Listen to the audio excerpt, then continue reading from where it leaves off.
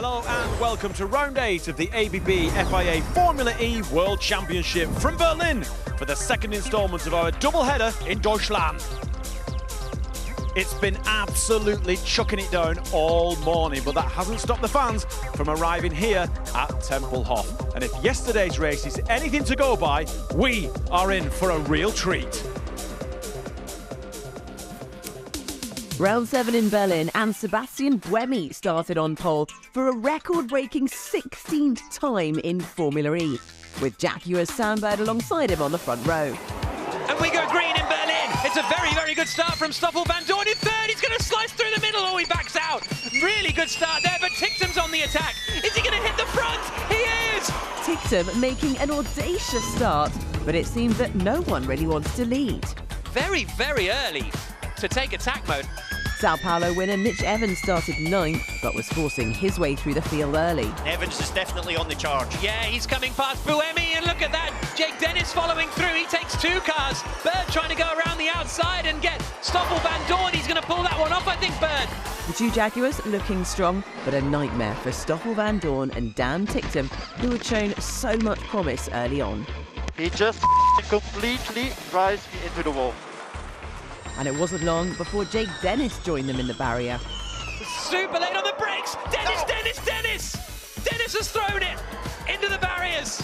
As we entered into the final laps, the man who started on pole was still out front, but being hunted down by the Jaguars. Bird and Evans are going to go wheel to wheel up towards turn 10. Evans is through. The Jaguars switch places. Evans sends it. Mitch Evans has taken the lead from Buemi.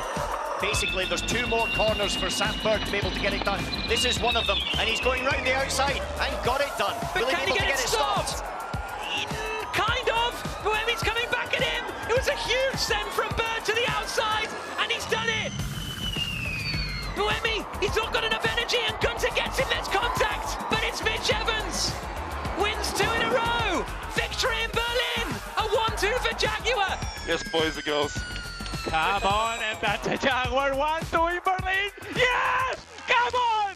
Pascal Wehrlein maintains his place at the top of the championship, finishing 6th after a poor qualifying saw him start back in 15th. But Mitch Evans is making his move up the table, jumping up 5 places to 4th in the championship, picking up 50 points in the last 2 races.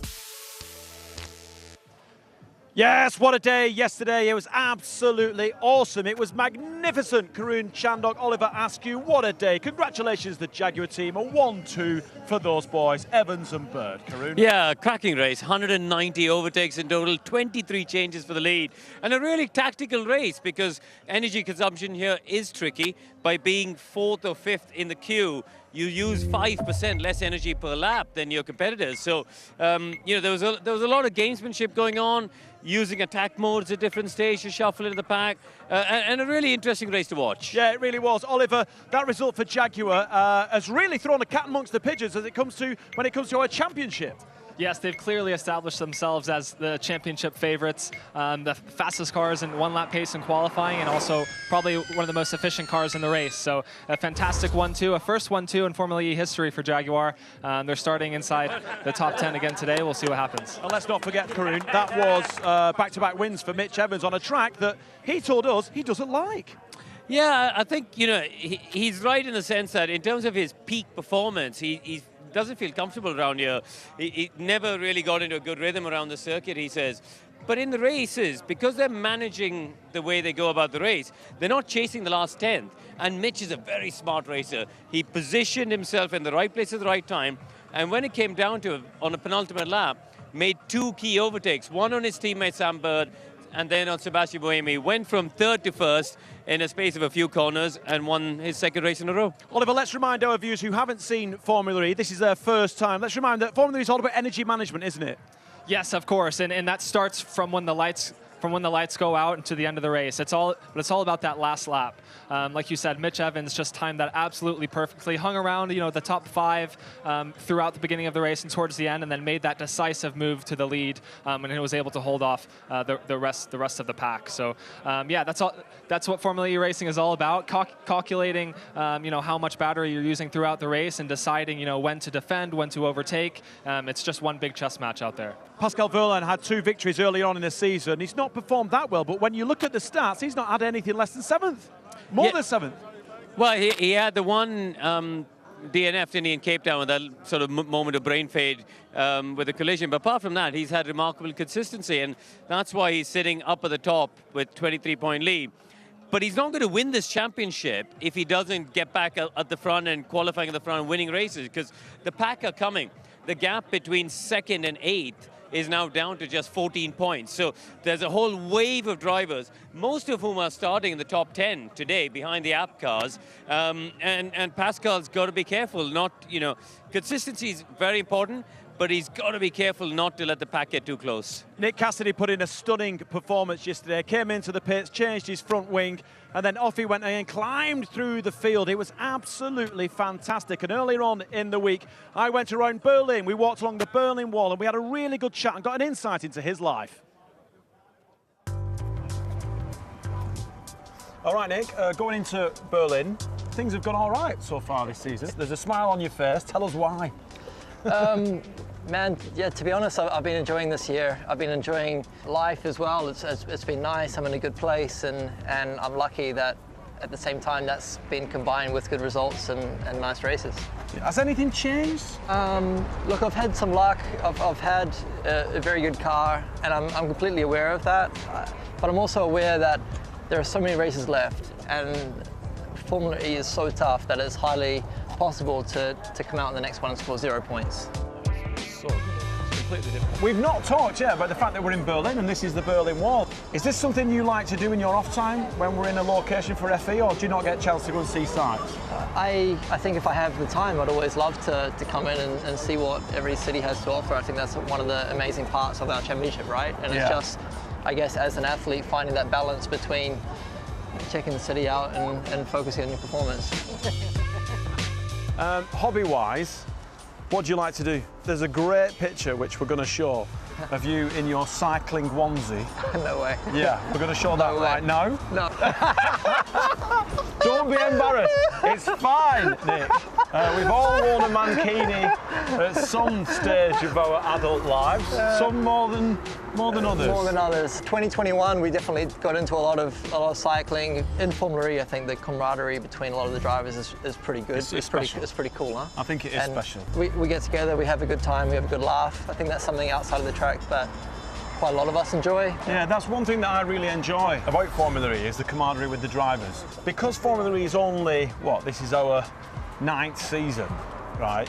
It's still really young. Right, it's on very, the grand very young. scale of things, it's still really young. So for you guys to be on board all together, trying to drive the series forward, it's beautiful to see. All right, Nick, thanks very much. It was pretty painless, wasn't it? Just nice to have a stroller in the Berlin Wall, one of the most iconic landmarks in the world.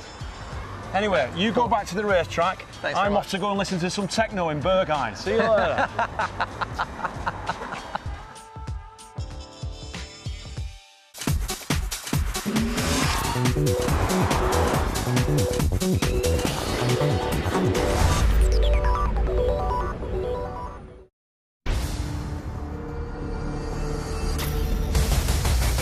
Formula E exists to innovate, to push the boundaries of what's possible. An electric racing series born to disrupt the status quo. Racing for a reason. Racing for sustainable human progress. Now in its 9th season, the launch of the 3rd generation car, Gen 3, is heralding a new era. The first time I saw the Gen 3 car, I saw the future of electric cars.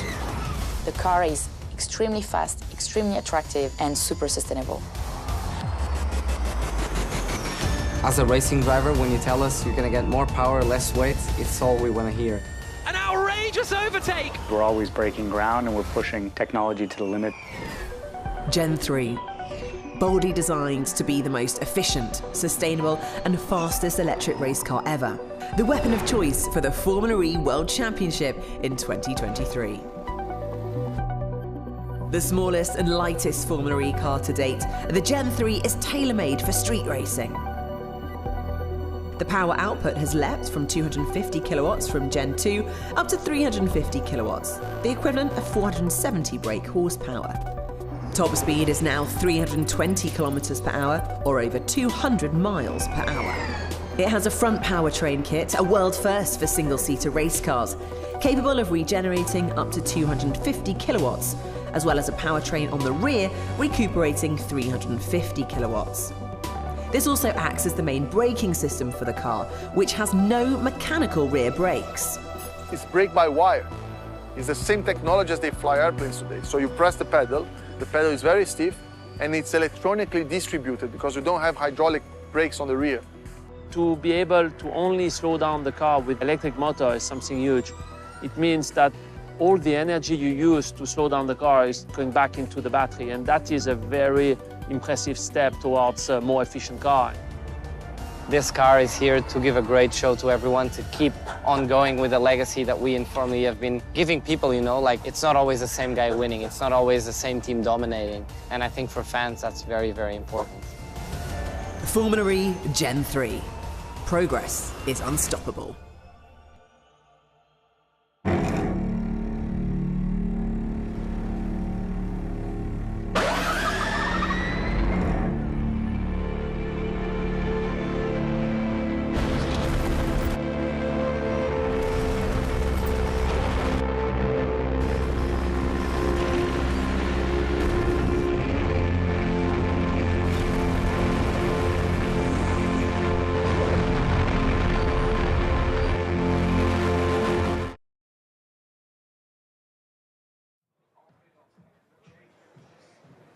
It's a beautiful day here now in Berlin. The sun has come out, the temperature is rising, and it seems that the standing water is disappearing. However, it's a stark contrast to what we saw in qualifying earlier on. And to explain why, here's Jack Nicholls. Performance from the app team. And I know, Alan, I know I've asked you this about 5 times already today, but I think...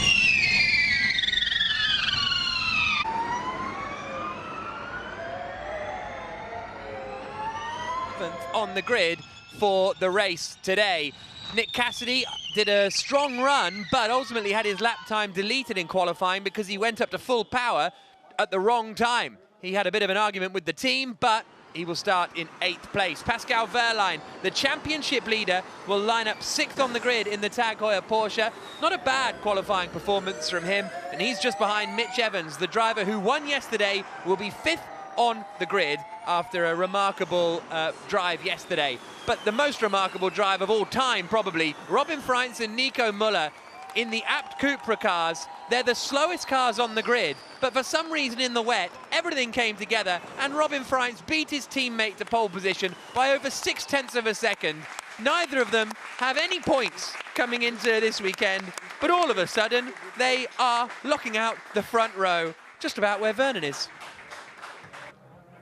All right, thanks, Jack. Yep, I'm down on the grid. I'm at the front of the grid with Robin Freitz in the Abt Cupra car.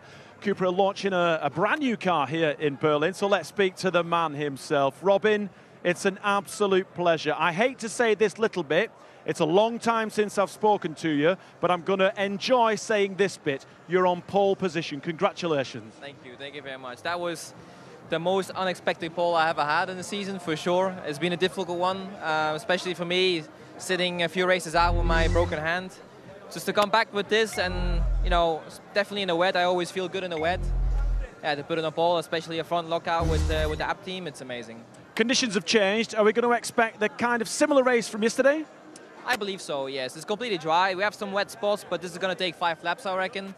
So I think no one wants to lead, and I'm the one on pole. So I think it's going to take 1 lap or 2, and then I'll hopefully be stuck around P5 in a happy place for the rest of the race. All right, Robin, congratulations again. All the best, my friend. Lovely to see you up here. Robin Freitz, there you go. All right, Nikki Shields, where are you?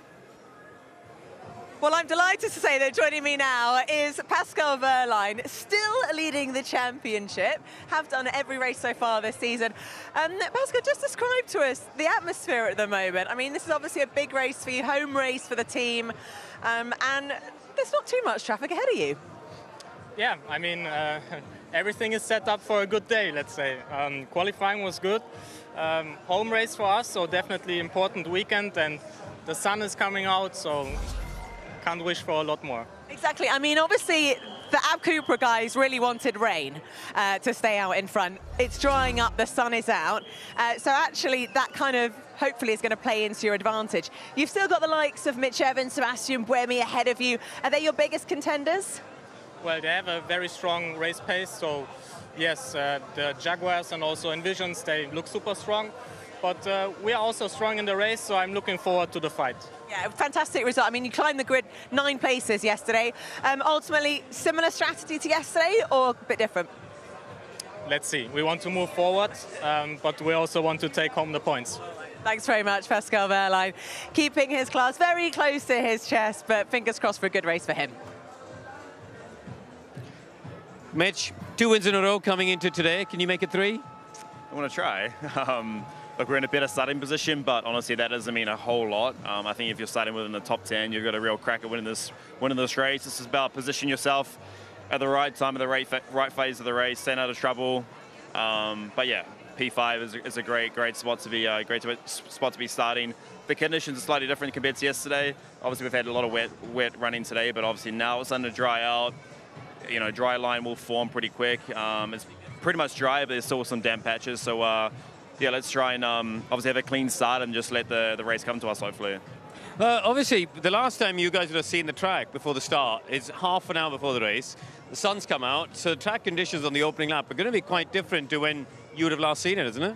Yeah, 100%. Yeah, I think in the duels was probably, you know, from the start of the day to when it stopped raining was probably at its worst, and that was the last time I was on track. So I couldn't even get to full throttle for half the lap. Just down the back straight, I got, you know, to full throttle for just a very split second. So yeah, quite extreme conditions, but you know, it's all dry, more similar to yesterday. So hopefully, you know, the package we had yesterday will perform again today. All right, mate, good luck. Thank you. Cheers. Cheers, mate.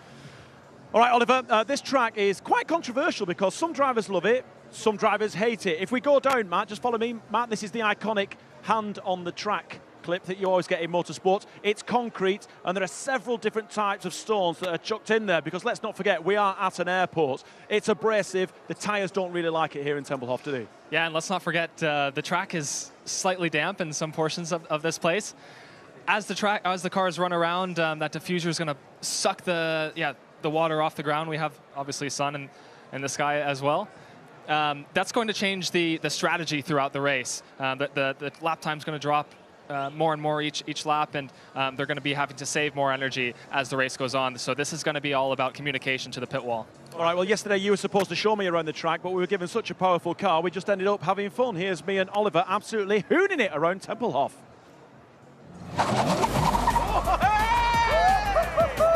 Yeah, baby! Turn 1. Oh! Combined brakes. Yes, big time!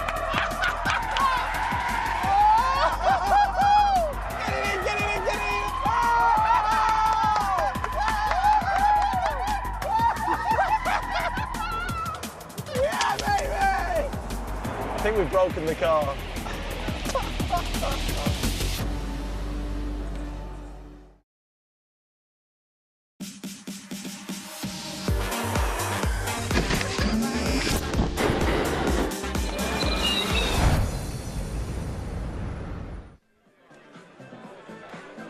Great to see Oliver Askew up to no good in the wonderful Porsche Taycan Turbo S safety car that is a lot of fun to go around in. I absolutely promise you that. Luckily enough, been taken around a few times by Bruno Correa, the safety car driver, and honestly, the power off the line is unbelievable, unbelievable. Anyway, car's getting ready. We'll be back down on the grid with Vernon and the gang fairly shortly, but we just want to bring you up to speed with some of the controversies that have been going on this weekend. Controversies is a little bit strong, but there was a very, very interesting moment earlier on with the teammates at Envision, Sebastian Buemi and Nick Cassidy. The former F1 driver and Formula E team principal Alan McNish is with me in the commentary booth for this race, and you'll have been in a lot of these scenarios, Alan, where drivers end up falling out a little bit. There's a little bit of needle between them. This is what happened yesterday post-race. Seb, what happened, dude? I thought the win was yours, man. What happened? Well, he was in front and then he... Oh, that was really kind of Seb. Wow, what a good teammate. And this was this morning in free practice. What is he doing, man? Seriously, the guy, since yesterday, he's been on drugs. And the guy in front of me in the debrief will go, yes, Stoffel, I would be P1, but I got traffic. If my mom was a man, blah, blah, blah. I don't even want to talk. In the debrief, it'll be one way, and in the report, it'll be completely one way again. A very difficult time there for the team, but this was actually in qualifying. And you see there, push 350. He went up to 350 kilowatt and then had his time deleted. He thought, interestingly, as he's now discussing with the team, trying to say to the team, yeah, but I was right. And then afterwards? Because we said that we'd do that in Riyadh. Riyadh, we had the discussion to do after turn 8 in quali. We're going to start the lap at 300. You did 350 and okay. Yeah. You need to wait for the third sector. No, it started the lap 300, which we said in Riyadh we would do. And so it's actually... Thank you. So yeah, Cassidy got his lap time deleted. He'll start in 8th place on the grid. Interestingly, what happened there was a lot of confusion about the regulation because he didn't want to use full power in the wet for the whole lap. He wanted to use less power, which would have given him a better agility through the first sector of the circuit. However, he didn't read clause 33.8F of the sporting regulations, which stated the switch to maximum power 350 kilowatt must be activated during the last sector of the outlap. Yeah, fascinating stuff. Fascinating stuff. Let's head back down to the grid, shall we? This is a very busy grid, and as always in Formula E, there's lots of people who've managed to blag themselves a ticket who nobody knows who they are. But anyway, the sun is shining, the conditions are a lot different from what they were this morning because it really was like a rainy morning in Bolton. It was crazy, but my cameraman Matt has found me, he's an absolute legend, and we're going to go and talk to Nico Müller, who is second on the grid in another apt Cupra car. I'm going to get it before he puts his helmet on. Wait 1 second. Don't put it on just yet. How are you feeling? Good. Looking forward to it. The view is a bit better than I'm used to in the last few races. Yeah, it's been so far, but you guys have done exceptionally well to get both cars an absolute lockout at the front. Can you keep everyone behind you? I think it will be difficult. This race here is slipstream dominated, so you don't want to be the one punching the hole in the air the whole race. You just want to do it at the very end, so we'll see how this goes. All right, Nico, good luck, all the best. Teammate of Robin Freins. Really nice guy, and like I said earlier on to both of them, we've not seen them at the top end of the grid. We've only seen those boys at the back, so it's a real turnaround for the apt Cupra team. All right, I think Karun is somewhere else down the grid. Karun. Jake, 7th on the grid today. Difficult race yesterday. You need some big points, don't you, in the championship? Yeah, no ways about it. We need to score some big points today. Starting in a good position, P7. Honestly, I think if everyone does what they did yesterday, I could lead by turn 6 if I really wanted to. So, yeah, it's going to be a big strategy game once again. It's going to be interesting to see how the apps play it. You know, obviously they struggle a lot in the dry, but home race for them, good publicity. So maybe they'll make life a lot easier for all of us and just lead at the front, and then they can just tow us around. But I'm sure it won't play out like that. So, yeah, looking forward to getting stuck in. A little bit patchy in places, but, yeah, very surprised by how dry it is because it didn't stop raining that long ago, to be honest. It did seem like the surface dries really quickly around here. We saw 23 lead changes yesterday, but all the heavy hitters in the championship, despite that wet qualifying, you've all ended up sort of together in the top 10. Yeah, I know. I think that's what we got paid to do, right? So, yeah, obviously, yeah, some big names around me, but I'm sure we can all keep it sensible and have a good race today. I think it was 190 overtakes I saw from the stat, so it was chaos. I'm sure today will be very much a similar phase, but yeah, we just need to keep our head and be there when it matters and not fall too far back is ultimately the biggest thing. All right, good luck. Thank you. Oliver, there were some controversial moments from several drivers yesterday because of the extreme amount of changes and overtakes that we had, not only at the lead, but throughout the field. Can we expect that again? Karun's joined us. Yeah, of course. The music's pumping. There's obviously a massive group of fans here with us looking for a fantastic show today. I think that we're going to give them that. Karun's strategy, same as yesterday. Yeah, I think so. As I was saying before, if you're 4th or 5th in the queue, and it is a curve that sort of shifts, but I think the ideal place is between 4th to 7th in terms of saving energy. You'll save somewhere between 5 or 6% versus the car leading the pack. And therefore, that whole game, you know, we'll see them, I think, use attack mode early because that's an easy way to shuffle down into the pack.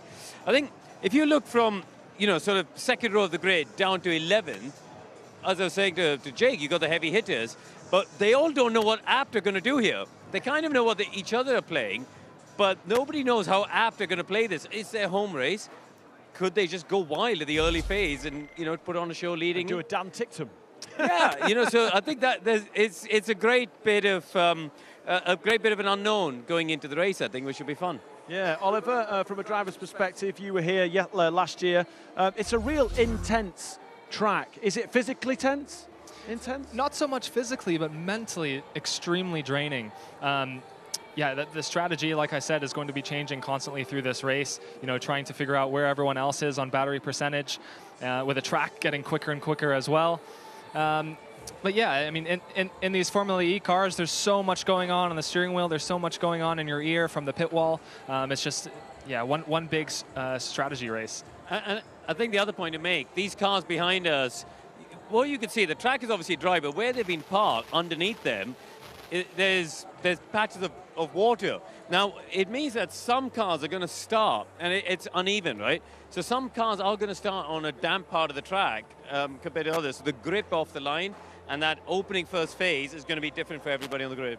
Yeah, it's a really good point, that. But the way the temperature's rising, I don't think that surface water is going to last very, very long, Karun, because I feel like I should take my jacket off. It's going to be the same temperature, it feels like, as it was yesterday, because yesterday it was beautifully hot here in Berlin. It's going to be a really exciting race. I hope that if you are joining us for the very first time, we have a race for you like yesterday, because it was a little bit extreme, it was bonkers, but really entertaining, Oliver. Yes, definitely. We have a front row that has absolutely nothing to lose. You know, they're at the very back of the championship standings, those two Abt Cupras, and they have nothing to lose today. Everyone else, for example, Pascal Wehrlein here, has everything to lose as the championship leader.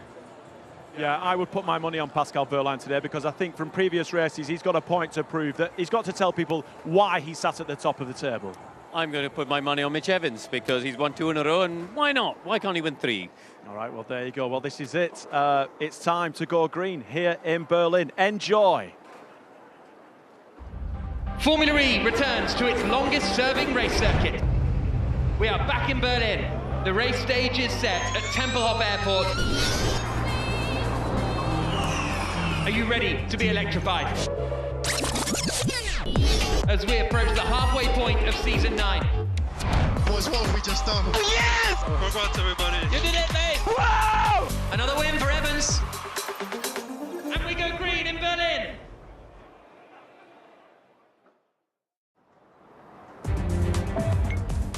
Less than 5 minutes to go till the start of the Berlin E-Prix, the 8th round of the ABB FIA Formula E World Championship season. And it is a front row lockout for the Abt Cupra team. Robin Freins ahead of Nico Müller. It's going to be fascinating to see what those two drivers get up to over the course of this race. They are not the most efficient car out there. In fact, there's no way else of putting it. They are the least efficient car out there because they were so late getting their car ahead of the new season. They were a relatively late entry into the championship, making their return to the series after a year out. Nico Müller has never had a lap in the top 3 in his Formula E career. Surely that will change on the opening lap here. But the man on pole position is Robin Freins, his second Formula E pole position. He's won 2 races before. It would be quite something if he pulled off victory today in the Berlin E-Prix.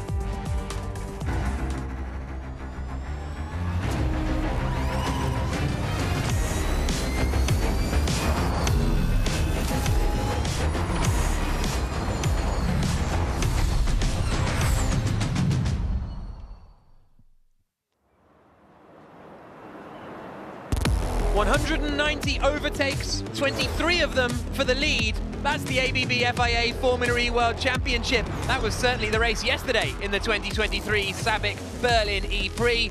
Will it be the same today? We are in for an absolutely fascinating race. My name is Jack Nichols. Alongside me in the commentary box is the former F1 driver and Audi Formula E team principal, Alan McNish.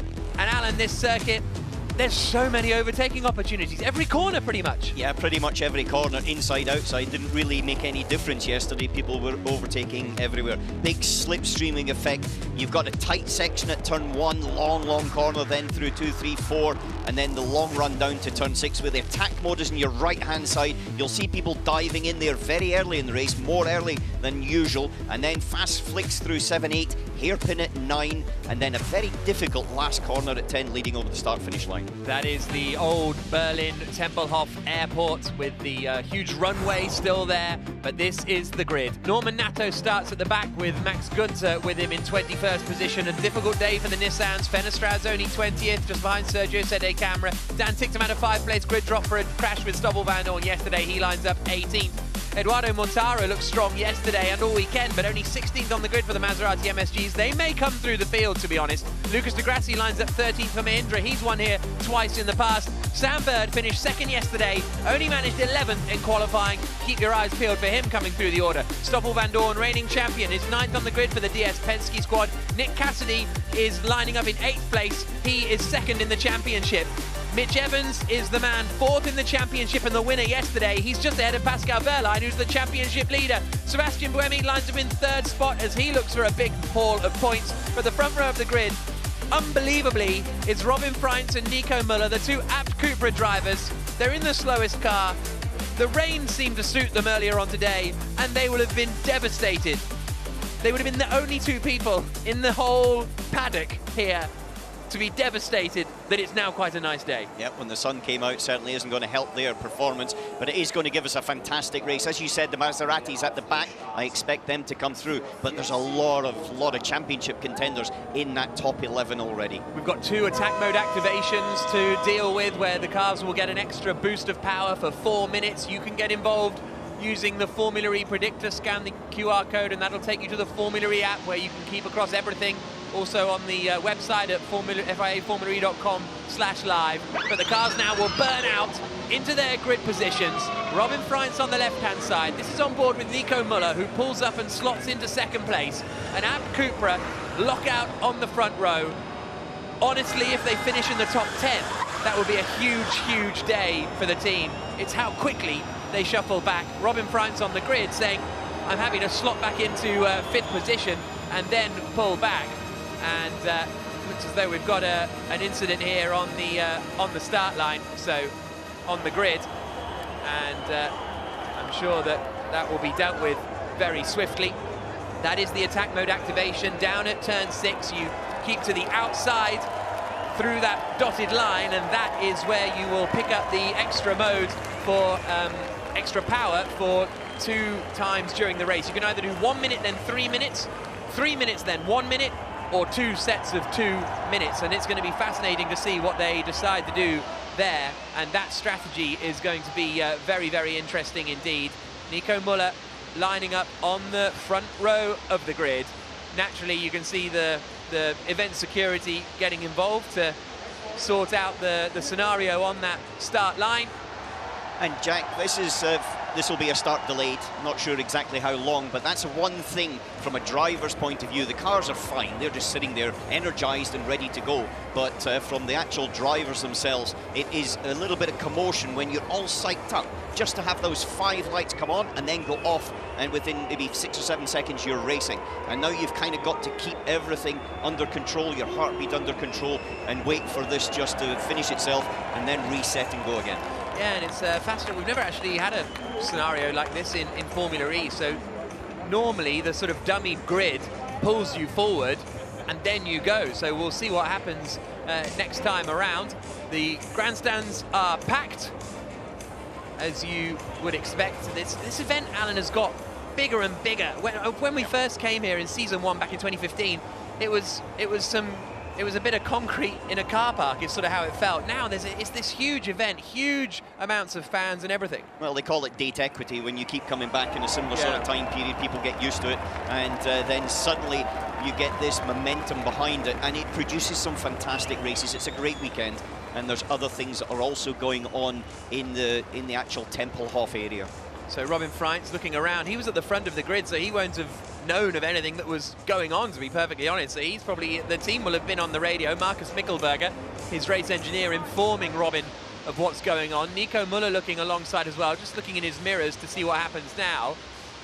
And I don't think all the cars have completed their burnout into their grid position. I think some of the Nissans at the back, I think Fenestraz, Gunther and Nato hadn't done their burnout and weren't lined up in their grid slot there. You can see it just there on the left-hand side. So whether we get another pull forward or whether... No, they can't. So they'll have to allow them to pull forward, because if Robin pulls forward any further, he's going to get over the start line.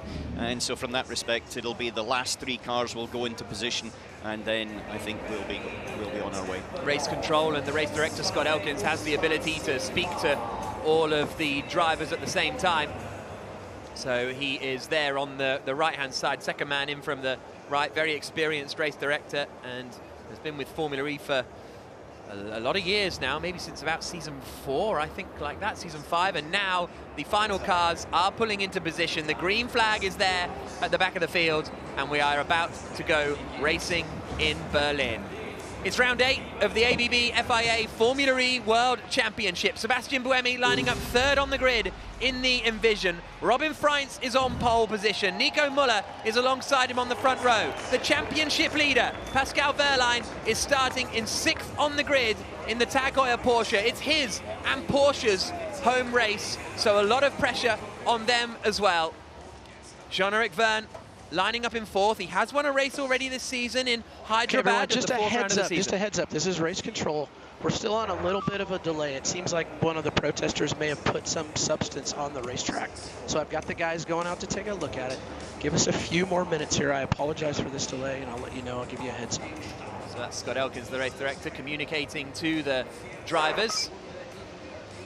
Mitch Evans lining up there in 5th on the grid in the Jaguar, as we just wait for this Berlin E-Prix to get underway. And this is really sort of unusual and unique timing and a situation for these drivers. The marshals have been out on the circuit to check that everything is okay on the circuit. And then I'm sure Scott Elkins will be back on the radio telling everybody when they are about set to go.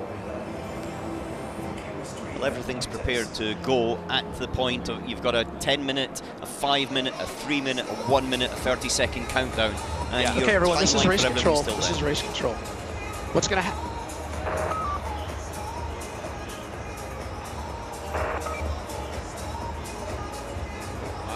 We lost Scott Elkins there for the moment as he goes to tell them what's going to happen. Right, green flag waved at the back of the field. So we're about to go racing in round 8 of the ABB FIA Formula E World Championship, I think. Green flag is waved, green lights are on. So now wait for the red lights to come on. And then when the lights go out, we will be underway for round 8 of the season.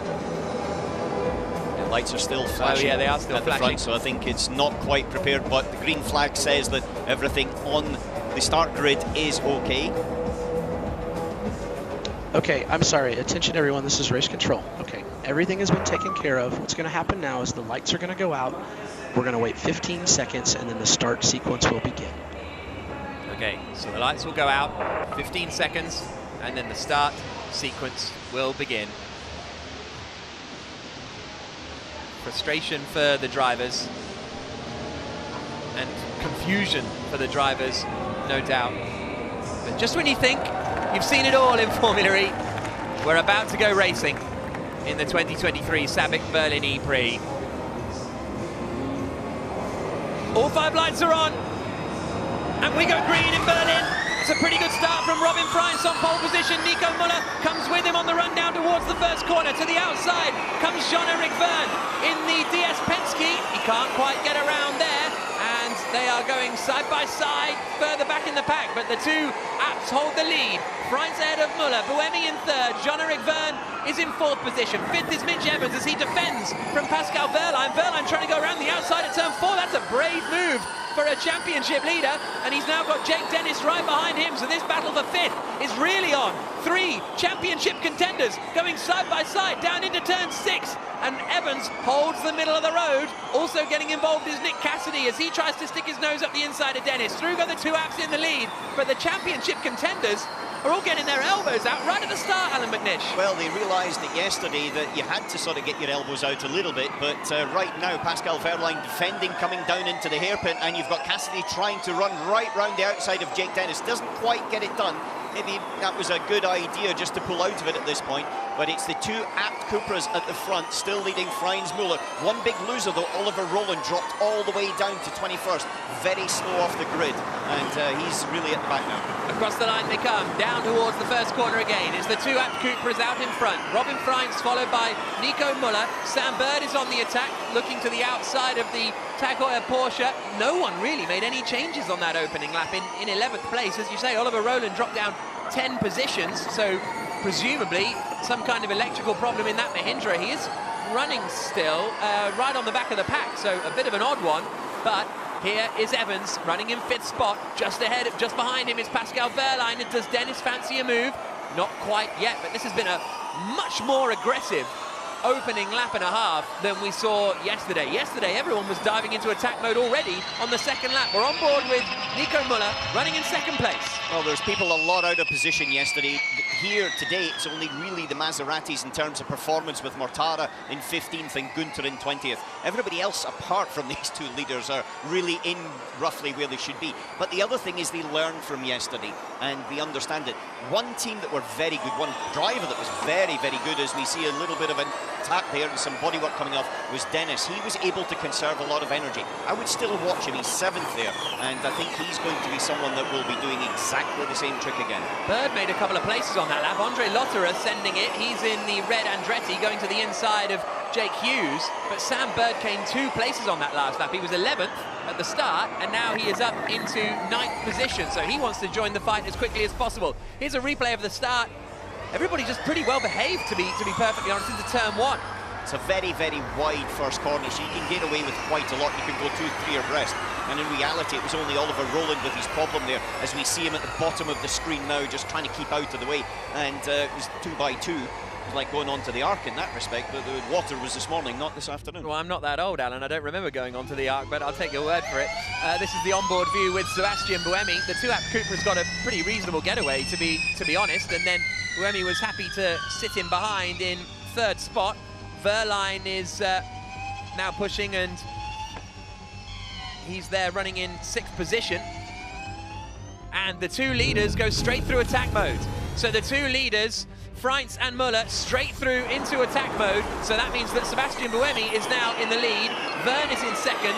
Franz is in 3rd. Evans 4th. So attack mode, you get an extra 50 kilowatts of power for 4 minutes during the race. You can see everybody's got 4 minutes left, apart from Franz and Muller, and they were keen to do that so that they would drop back into the pack. Cassidy here is fighting with Jake Dennis. They are 7th and 8th at the moment. Yeah, normally you use the power to overtake. In this situation, you actually are using the opportunity to go offline to let other people past you, so you can use that slipstream effect. It's the reverse side of things that we didn't expect yesterday, but it was very, very effective. Hence the reason that now Sebastian Buemi's decided, I don't want to lead, I'm going to be quite happy down there in 5th. That classic, you got to just be in the lead at the right time. You don't necessarily want to be out the front for the whole of the E-Prix, but you want to be there when it matters, right at the end.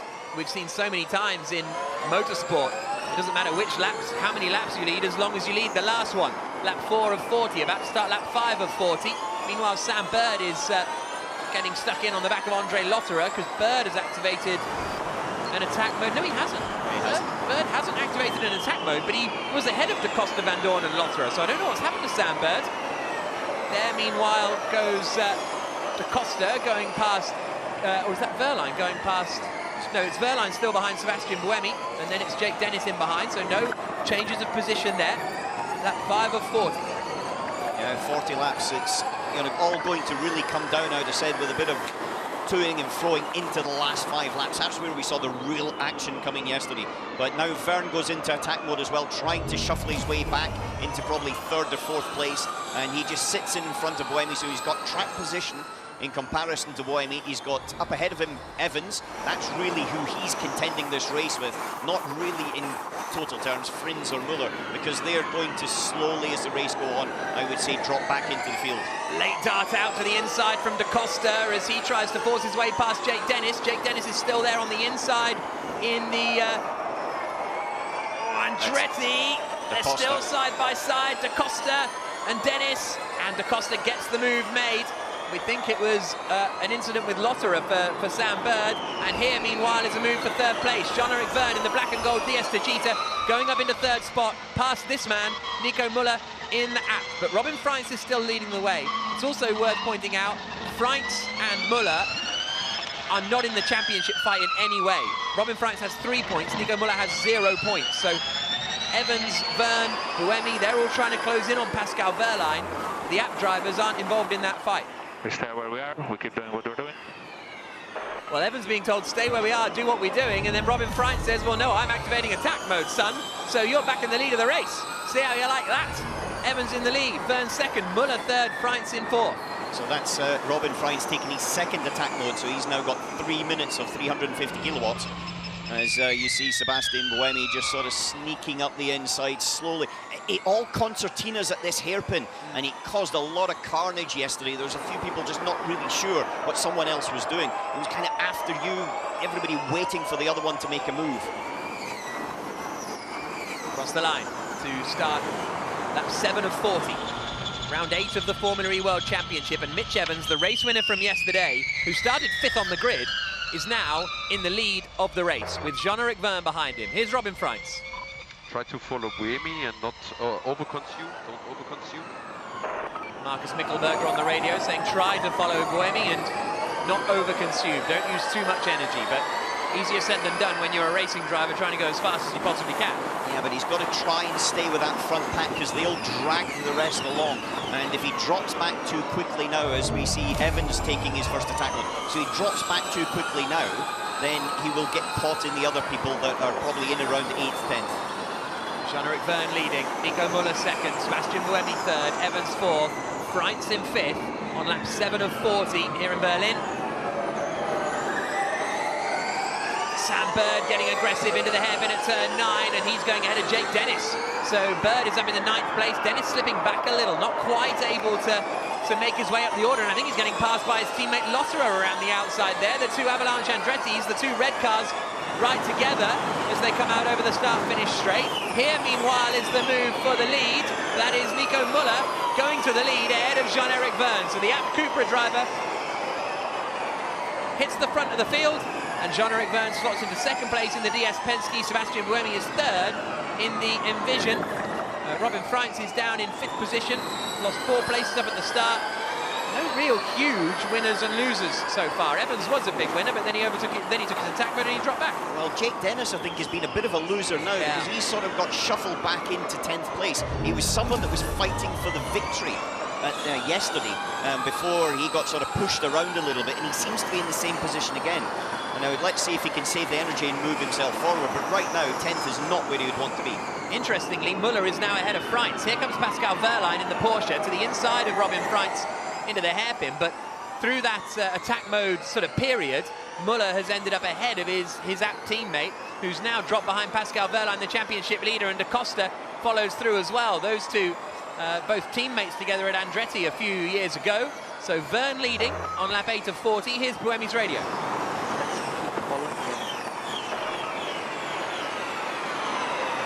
Quite make out what he was saying there, Connor Somerville, to Sebastian Buemi.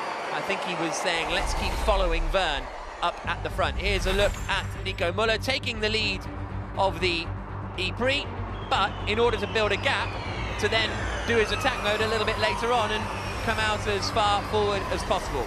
So Jean-Eric Verne leading, Muller in attack mode now in 4th spot.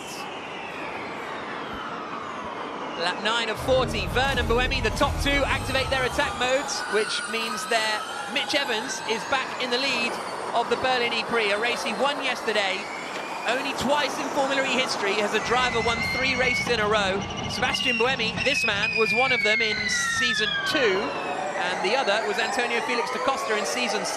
We're now in season 9, and Evans is trying to equal that record. He's out in the lead at the moment, Alan McNish. He is, but I think the car on the move and the car making very clear, decisive overtakes in the same way that Evans did yesterday is Antonio Felix da Costa.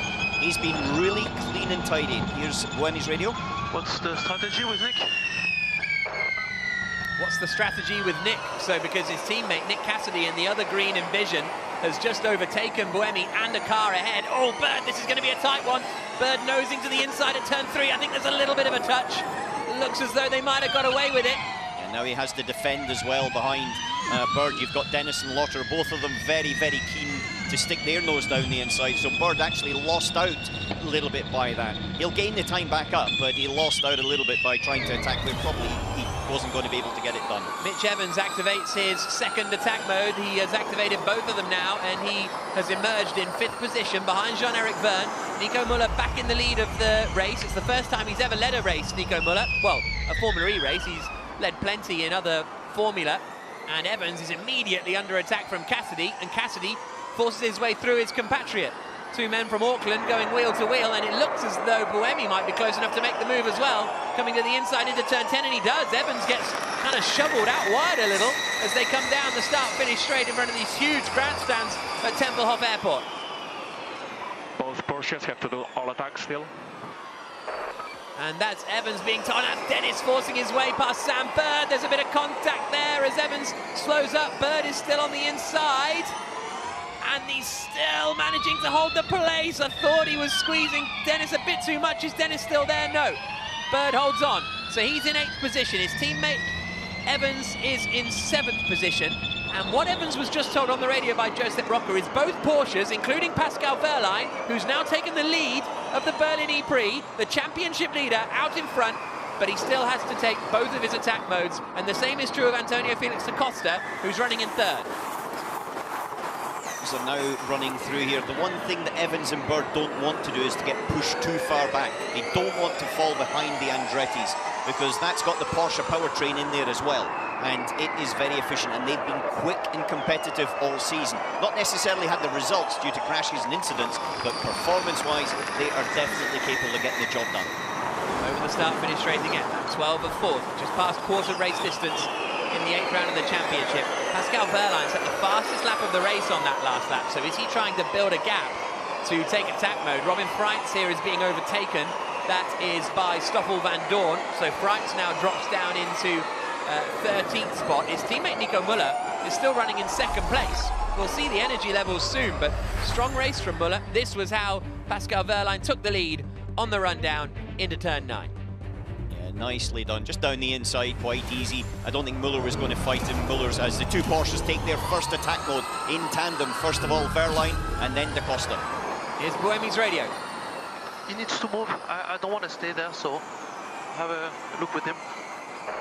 So Buemi wanting Cassidy to move. Meanwhile, Cassidy is on the move, going past Jean-Eric Verne into the hairpin. So Cassidy in the other green Envision gets up into 3rd spot. This is the view back from Wehrlein in 2nd place. This is the view forward from Jean-Eric Verne in 4th position, who's just lost that 3rd spot to Cassidy. Freitz is now down to 14th position. Yeah, it's a tale of, I would say, 2 different races for the Abt Cupras. One who was on pole positions, dropping back very quickly, and also, as you see there with the energy, has got low energy, but everybody else is kind of similar. Buemi in 72% though, he's already saved a little bit more. Oh, off his Lotterer. Nose damaged. Down at the first corner, that is Andre Lotterer, who was in a fight with sort of your Dennis and your Birds of this world, around about 8th, 9th, 10th. Question is whether that nose comes off as he's starting to try and drive back to the pits. At the moment, he's still stuck down there at turn 1. Into attack mode for some extra power goes Nick Cassidy. He'll be in an extra power mode for the next minute, and he comes out behind his teammate Buemi. Now he goes to the inside, coming into 7. Brave, brave, brave from Cassidy. These 2 have fallen out a little over the course of the weekend, and he manages to hold the place at the moment. Buemi dart out from da Costa to the inside, trying to get Jean-Eric Verne, getting Jean-Eric Verne. Those 2 were teammates over the last few seasons. into that corner is definitely where you don't want your two team cars to be trying to overtake each other. Such a high risk there, and they were lucky to get away with it. Evans is fighting Buemi. They're side by side coming down the start-finish straight. Evans in the Jaguar, dropping behind as they come over the line and down towards turn one. And meanwhile, Buemi then overtakes Jean-Eric Verne. So Buemi up into 4th spot, and they're up the nose. Nick Cassidy's going to get 2 spots there, isn't he? Well, he's going to get 1. He's going to get both of them done, because he'll have the inside line up into the next corner, and he'll just follow Jean-Eric Verne in there. Lovely stuff from Nick Cassidy. He finds himself up in 6th position now, lap 14 of 40. Nico Muller still leading the way. And Nico Muller's energy levels were absolutely fine. Oh! Damage there. There's a bit of damage, and Muller is being overtaken to the inside. Comes Buemi. Buemi gets ahead of Verline, and Buemi is in the lead, but they all don't want really to lead coming into turn 7, because if you're up at front, you are punching the hole in the air for everybody else behind. But Buemi leads, Verline is 2nd, Muller is in 3rd position, but not for much longer, because here comes Antonio Felix da Costa in the Porsche. It's 8 wide, further back, and Evans is in 7th place until Dennis goes around the outside of him. This is Verne going around the outside, Muller's on the left, and he holds the place for the time being. As he go down the start-finish straight, that bodywork in the back straight could easily have been from Lotterer's front wing damage, as he's now trying to return back onto the, well, he's in the pits. Yeah, Lotterer in the pits. He won't be scoring any points today. I wouldn't have thought. Well, he's just left the pits, actually. So he's got a chance, because who knows what's going to happen in the remaining 25 laps of this race. If you need to push to stay out of trouble, you can get to your position. Just be aware there's a piece of debris. Turn 7, kind of in the middle of the racetrack. Not on the racing line, but in the middle of the racetrack, driver's left. Just please be aware. Surface flags are out. That's Scott Elkins, the race director, just letting them know there is a bit of debris on the exit of turn 7, but Sebastian Buemi is the man leading the race at the moment. There it is on the right-hand side as we look at it. And it is Lotterer's front wing. Down into the hairpin. And the thing is here, everybody's trying to be in the perfect position. It's not a case of, because and there's a look from Verne. Verne to the inside in the DS to Cheetah, side by side with Da Costa. And then it's side by side between Cassidy and Evans, down towards turn 1. Verline back at the front, and Cassidy goes to the inside. And Porsche, are they going to merge 1-2? There's a bit of contact further back. But Porsche have managed to make it a 1-2. Verline in the lead, Da Costa in 2nd. Here we go with Muller. I've never seen such side-by-side racing. It's 3-4 corners where they're just following each other through. It's more like an oval than it is a street circuit. Well, it's more like getting ready for a rolling start, isn't it? like we're on the outlap. So, 3rd and 4th, Cassidy and Buemi at the moment, and Da Costa activates his 2nd attack mode. And there's damage here further back. It's a Maserati, of course, and it's Edo Mortara. Edo Mortara's got damage, and he's going to be sliding back down the order. Some contact there for Mortara once again, and it could be another retirement for him this season. There's a look, Evans and Verne wheel to wheel. Verne gets ahead. Verline leading. 2nd is Cassidy, 3rd is Buemi. They're all kind of similar on energy at the moment. The only outlier really is Gunther in 15th place. He's got a little bit more, but he's going to have to spend that extra energy to try and make his way not just into the top 10, but if he's going to even think about the top 6. That's the order at the moment on lap 17 of 40. Pascal Verline, the championship leader. In fact, it's the 1st and 2nd place men in the championship, running 1st and 2nd at the moment. Buemi is 3rd, 4th is Da Costa, and it's a front wing change for Edo Mortara after his contact out there. This is what happened to the Swiss, who was on pole position here. Well, that's the damage has already happened, but he went into the back of someone. Attack mode for Verline, and Buemi is now in the lead of the race. Lap 17 of 40, almost half race distance. Plenty more still to unfold.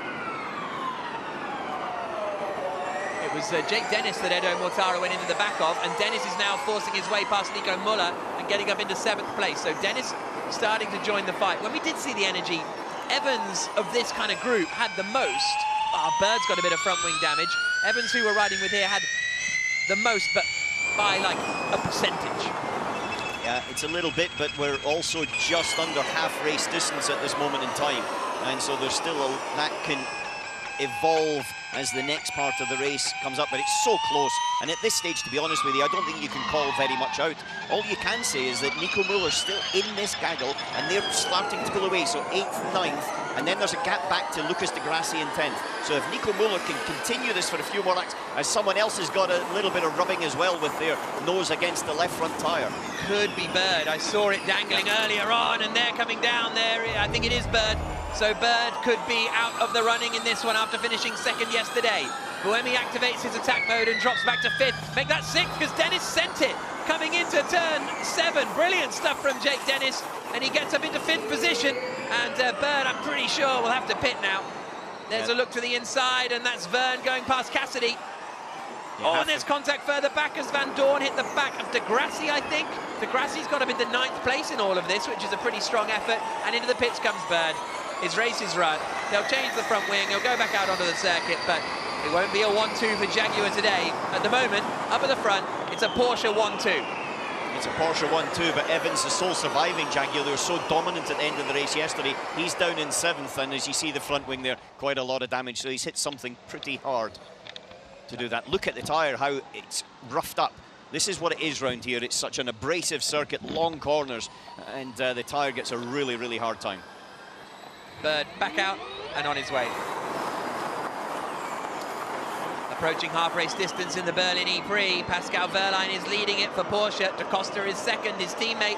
3rd is Jean-Eric Verne, 4th is Cassidy, and this is Dennis's radio. So slow down the straights.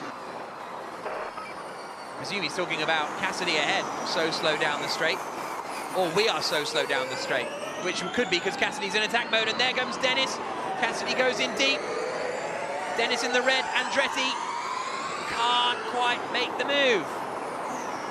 He's had a look round the outside very often into the final corner, and that's worked very, very well for Jake Dennis. The other person that's done a lot of overtaking there is the man in 2nd, Antonio Felix da Costa, who I think now is just sitting behind his teammate. He's quite happy just sitting there in 2nd place, maybe down in 3rd, and da Costa, I think, is looking pretty strong. That's Verne in the black and gold DS Penske, who we're with now, forcing his way past. So he's going to be on the outside here, so he'll have to slot him behind. Da Costa gives him room. And that means that to the outside goes Cassidy, side by side further back between Evans and Dennis, I think. But they aren't together on track. Well, they are now. So I think Evans got Buemi as Cassidy got Dennis, and here comes Dennis to the inside into turn 7. Let's go 3 wide, shall we see what happens? It's fine. It's where Dennis went off yesterday, locked up the rears trying to overtake Gunter for 3rd place.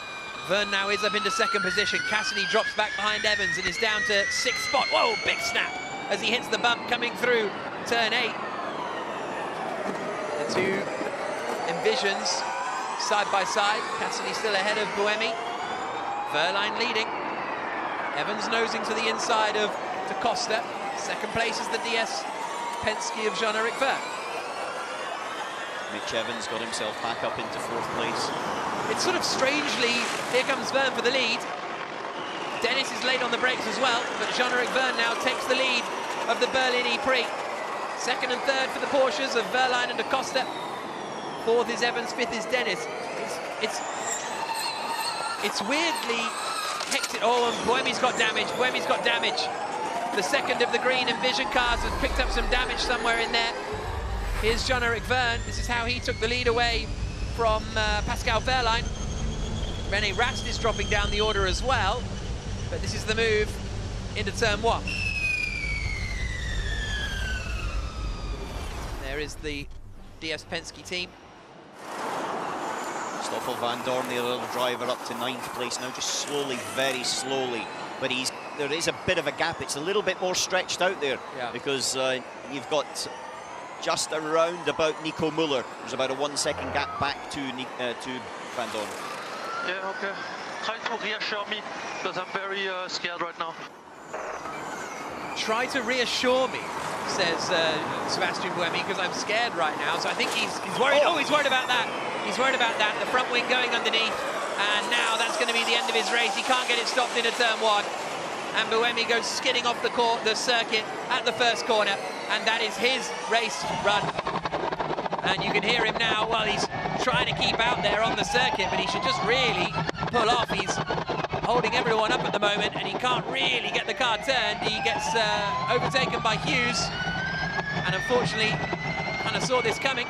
And into attack mode, no, wide goes Jean-Eric Verne. The Porsches go back through. Into attack mode goes Jake Dennis, but now it's a Porsche 1-2 again. Verline ahead of Da Costa. Yeah, that was basically Verne saying, I didn't want to be in that position. Let you guys go ahead, and I'll just sit behind you. But for Buemi, that's very disappointing for his championship, because he had real momentum, I think, and he's had some good speed and performance. There's a look to the inside from Evans as he tries to get ahead of Verne for third position, because he knows that his fight is with Verline and Da Costa out front. Down they come in towards turn 1. Verne thinking about second position. Dennis sends it to the outside at the first corner as he tries to get involved in the fight. Might go all the way around the outside here. Dennis, he does. Up into fourth place potentially as they come down towards turn 4. Still side by side. Still side by side through turn 4. Out through turn 5. Guess what? Side by side. Heading down towards turn 6. Verline in the lead. Verne in second. Da Costa third. Who's going to be in second come the end of this? To the inside goes Cassidy. Cassidy goes past them all and up into third spot. Well, Jack, I've got to be honest, I was holding my breath there because I could see that ending up in carnage, but Cassidy was able to get the car stopped. Shows how early everybody is lifting off as they're trying to sort of maneuver themselves into the right position or not being maneuvered into the wrong position, exactly. as happened with Jake Dennis yesterday. That's the problem, isn't it? Everybody wants to sit, because so it's not just a case of not wanting to lead the race. That is true, because then you're the one who's using the most energy, punching the hole in the air. But if you're second, you're using a bit less energy. If you're third, you're using a bit less energy. If you're fourth, it's exponential for the first 5 cars or so. So you want to be sitting in about 5th place for the whole race. So you want to get into 5th, then keep your elbows out, but the person in front wants you to overtake them. It's fascinating, because look at Max Günther. Max Günther's now 5th, and he started 21st on the grid in the blue Maserati. His teammates out of the race, and Günther is now going side by side with Mitch Evans. Remarkable. Dennis going for it again down the inside. Cassidy takes the lead, or holds on to the lead. I can't remember if he was in the lead 4 seconds ago. He was in the lead because that's where he did the big overtake down into the turn 6 to get into second, and then he's now taken it. But I'll tell you, Dennis is definitely learned from yesterday. He is now positioning himself aggressively going forward, not conservatively trying to hold his position. It's still less than Mitch, but 0.09 only, so whatever you're doing is good. Whatever you're doing is good, is the message to Cassidy. Dennis is there on the outside, gets on the power, and look at Günther going around the outside of Jean-Eric Verne. He's gained 16 positions in this race so far. Cassidy has gained 7. Dennis and Verline, the top 2 in the championship for so long this season. Oh, Evans is deep. Got it stopped. I thought he might be heading straight on down at the first corner, but Dennis is up into 2nd place. Verline is about to get shuffled down to 4th because Jean-Eric Verne's on the inside. It's strangely frantic yet also calm. Do you know what I mean? Like it's absolutely kicking off, but everybody knows that they are playing the long game out here this afternoon. Cassidy leading. Attack mode wise, no one has got one to use except Lucas de Grassi, who is in 10th position. Here we go with Max Günther. He's down in 7th place right now. He was 3rd yesterday, had a very robust drive, quite, I would say, elbows out, punchy drive yesterday to take the first podium for the team this year, and it looks like he's in the position to do it. I don't think he's necessarily got the speed and energy that he had yesterday to achieve it, but it's a blooming good result so far for him. Through the left-hander they come, out over the start, finish straight, down towards turn 1. Here's Da Costa. Hey guys, I need to go now because everyone's gonna go. So Da Costa saying, I need to go now because everyone's gonna go. He's running in 6th place because there comes a point where you've got all your energy and then you can start to spend it. Yeah, that's what he doesn't want to happen, though, is Mitch Evans get caught up, entangled in something like that, where you're squeezed into a wall or someone breaks early in front of you. and then you have to lift off. So Da Costa has the most energy of the front runners. He and Evans, it seems, have slightly the most, but Cassidy's in a pretty strong position as well.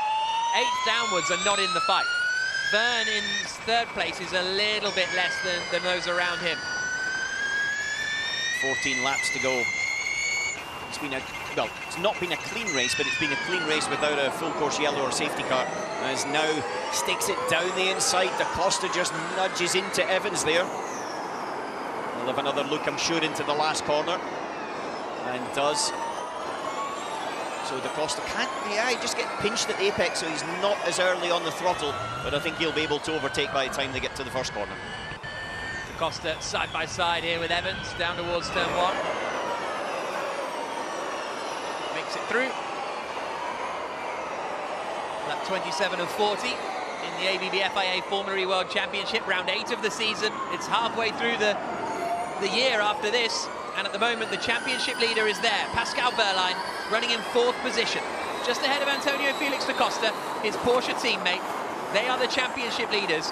Cassidy, who's in the lead, is 2nd in the championship. Verne in 3rd is 3rd in the championship.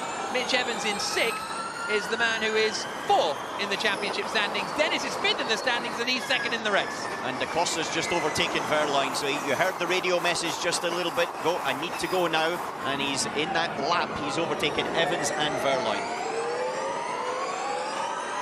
27 and 40. Oh, it's tight there. Evans trying to follow Da Costa now, and you've got Wehrlein trying to make sure he doesn't drop behind Evans. That wasn't necessarily an attack on his teammate, it was a defence on Evans. Here's Cassidy's radio.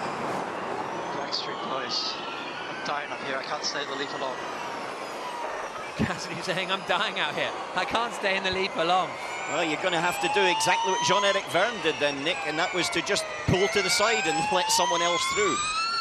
Very, very tight here with Evans and Wehrlein. Evans, I think, will get this done because there's a wall up there, and I don't think that Wehrlein's wanting to see that. Cassidy's made 17 overtakes over the course of this race. Gunter's made 15. Wehrlein is going a bit defensive from Gunter behind as they start to spread out a little bit. Sylvain Filippi, the Envision boss. Okay, we go with Cassidy. We go with Cassidy. Just manage the gap. Message from Sean McGill, the Avalanche Andretti team. 13 laps to go. It'll be 12 at the end of this one. Cassidy leading into the hairpin. Final corner at turn 10. Dennis is right with him. Cassidy wants to be overtaken by Dennis, but Dennis doesn't want to overtake Cassidy. Sort of concertina back up again, so yeah, from 1st down to 18th, which is Oliver Rowland, who had lost it all in the first line and went down to 21st. That's only 8.8 seconds. That's 29 and 40. Cassidy leading. Top speed wise, Jake Hughes has done the fastest top speed, 231. KPH. There's the move from Da Costa. Sorry, no, that's yeah, that is Da Costa going ahead of Jean-Eric Verne up into 3rd place then, and Evans is going past Verne as well. Everything Da Costa does, Evans follows. So Evans is basically thinking, in my view, that his biggest challenge is coming from Da Costa at the moment. Gunter down the inside as well of Wehrlein, up over the curve. That was a little bit late, a little bit tight, to be honest. He didn't quite get it done this time, but Gunter's definitely also wanting to be in this mix. Through the final corner, out onto the start-finish straight we go. Cassidy leading, Dennis 2nd, Da Costa 3rd. 11 laps remaining. Oh, you can hear the tyres squealing for grip, and I think that was Wehrlein making a bit of an error in the pack there. Further back, Robin Freitz is now 15th. Nico Muller has dropped out of the top 10. The two Cupras that started on the front row of the grid are now in 11th and 16th, respectively. So Muller's still in with a shot of a point. They come down towards turn 6 now. Cassidy ahead of Dennis. There's the move from Verne. He gets back ahead of Evans. It's getting to that time where you need, before, if you were 8th, you were still in the lead pack. It's spreading out. And I know we said that 5 minutes ago and then it concertinaed up again. and we might still see that. But Cassidy, here's his energy. He's not too bad to those around him, honestly. Cassidy's doing a good job. No, but Da Costa's in there is nearly 1%. It was nearly 1% up. And so now with 10 laps to go, 75% of the race is gone, 25% to go, and they've still got 30% energy. It's going to be a case of that someone will start to move now. I think in probably 3 or 4 laps, someone will actually start to extend, and that'll extend all of these gaps. On board with Mitch Evans, the race winner yesterday in the black and white Jaguar. It was a 1-2 for Jaguar yesterday, but Sam Bird is down in 19th place after picking up damage and having to pit for a new front wing. When will Evans try and hit the front? And at the moment, they're all ahead of Pascal Wehrlein, who's the championship leader. Verne going past Da Costa. Oh, and that's an aggressive one. Da Costa not necessarily wanting to give that up, so holds it around the outside, coming into turn 7. And that costs them all a little bit of time to the top 2 of Cassidy and Dennis. And there's, now Günther. Oh. Very late defending there from Pascal Wehrlein on Max Günther.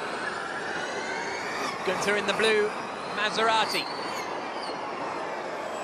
Up into the hairpin left-hander at turn 10. Out over the start-finish straight again. Evans' radio. Out of the group ahead, Da Costa is the strongest on energy, 0.5% up on us. We're similar to Cassidy. So that's Mitch Evans, his race engineer Joseph Rocker on the radio. And they don't see as, that's a fairly late look from the McLaren. That is Ras trying to get past Sergio Sette Camera. But there is Da Costa. Those two are back markers. So this is the race leader, the Green Envision, the Kiwi, Nick Cassidy, followed by Jake Dennis. Meanwhile, we're on board with the 3rd place driver on the right-hand side, Jean-Eric Verne, who's defending. Oh, he's close to the back of Dennis. Dennis has to give him room. That was actually very good driving there by Dennis. He was aware a car was close to him, and he's had a couple of incidents in previous races where someone stuck their nose down and they touched their rear tyre and gave him a puncture, so he's very aware of that spatial things around and about him as Wehrlein goes down the inside of Evans.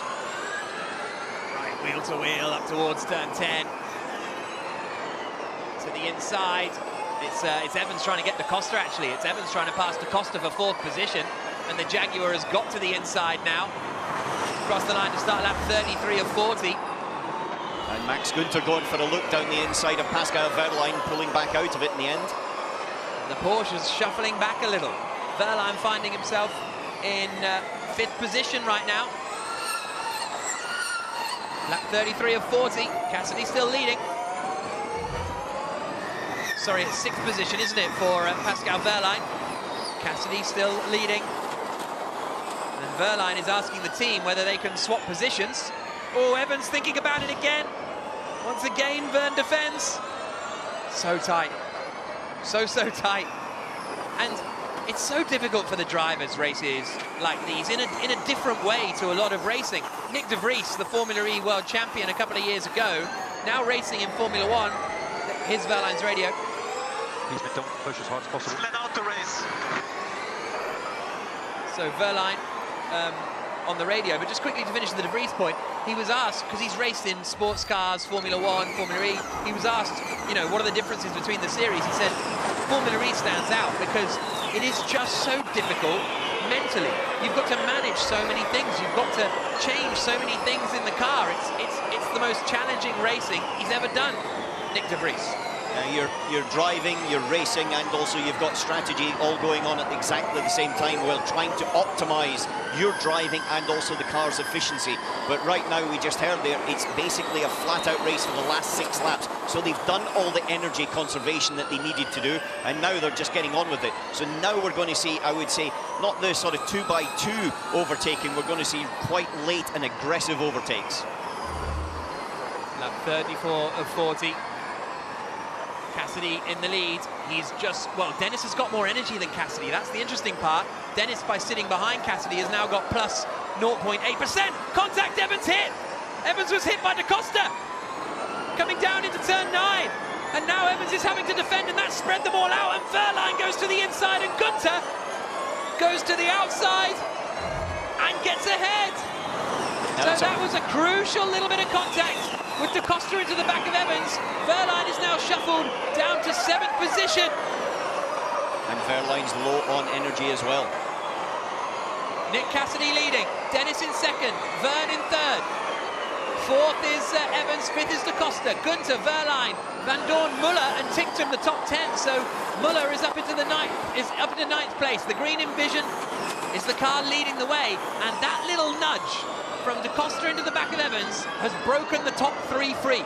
Yeah, but Evans has got the pace to come back at them, but he's going to have to really use some energy to do it. And so this is the question now, is can Evans get onto the back of Verne? We've only got 5 laps to go, and these top 3 are now starting to pick up the pace. They've gone about 1.5 seconds quicker now in the last couple of laps than they had at the mid-race point.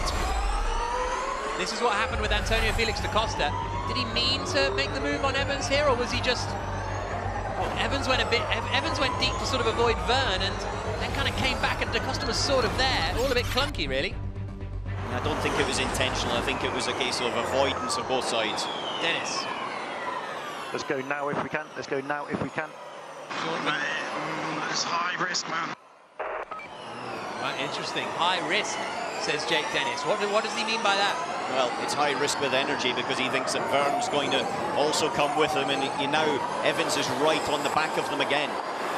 I think 1 or 2 more laps because he's got the energy to be able to do it, and he doesn't want to be compromised on the last lap. We saw that yesterday.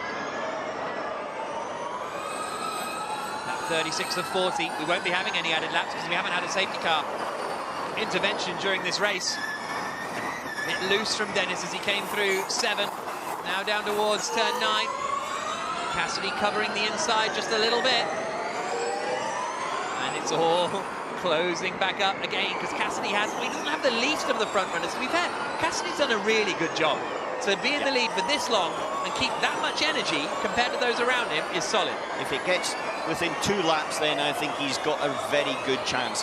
However, it's going to take a very robust overtake from anyone behind now. Dennis is just sitting there waiting. The one thing that could come into play is the back markers. We've got them just up ahead. I don't think it will with 3 laps to go, but that's something that I think Cassidy will, hoping maybe he can use that to his advantage. At 37 of 40, Cassidy leading. We're very much in the closing stages. There'll be 3 to go at the end of this one. And Nico Muller is still there in 9th place, looking to get a couple of points for the app team. They scored 3 points with Robin Freinz's pole position.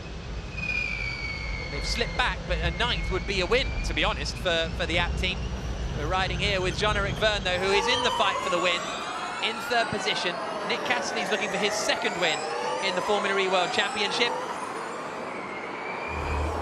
Yeah, I think it's still going to come down to the top 3 now. I think Evans is there or thereabouts, but he's going to have to be very, very robust to overtake the 3 cars off ahead of him.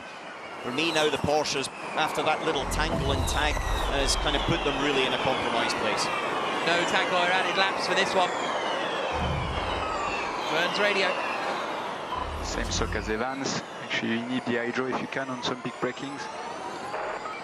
This is going to be a fascinating final 2.5 laps now. Cassidy in the lead, and if he takes this win, he will get 25 points, and Pascal Wehrlein running in 7th will only be picking up 6, so he'll close 19 points to Pascal Wehrlein's lead. So considering it is it's 23 at the moment, this could be a huge, huge win for Nick Cassidy in the title fight. Could bring the gap down to 4 points, right? Yeah. That's correct maths, I'm sure. I'm just going to follow you with that one, Jack. There's just still 2 laps to go, and anything could happen in these 2 laps. As you see, there's 6% and 8, so it's bubbling in between 1 to 2% extra energy that Dennis has got, and he's only 0.4 of a second behind. Across the line, lap 39 of 40, penultimate lap of the E-Prix. Nick Cassidy in the lead. Jake Dennis chasing him. Cassidy looked like he was getting a little loose through turn 1. They kind of spread out down the start straight and then close in against each other in the middle. How high risk does Mitch Evans go to try and get ahead of Jean-Eric Verne for 3rd position? Wehrlein is about 6/10 back from Max Gunter. Here we go down towards turn 7. Evans is close here to the back of Verne. Goes for it. Oh, no, he doesn't. He tricked me. He was trying to trick Verne, but all he did was trick me. Cassidy's gained 7 places in this. Verline's gained 15 positions. Verline's got to be, sorry, Gunther has. Verline's got to be disappointed with this race, ultimately, if he ends in 7th place, starting lower down than he began. I think him and Da Costa will be ultimately a little bit disappointed because they had the performance for a little bit more as they come towards the final corner on the penultimate lap. 1 lap to go. Is Cassidy going to hold it, or is Dennis going to have a go?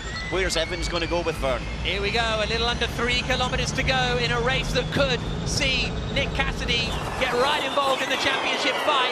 Evans is trying to get ahead of Verne for 3rd place. Oh, they both send it in deep. They're right on the edge of grip there. Fantastic to watch.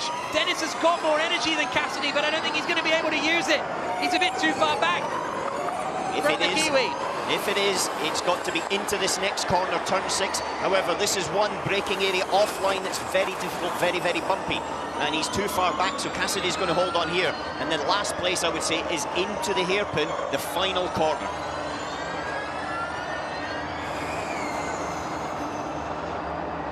Final lap of the race.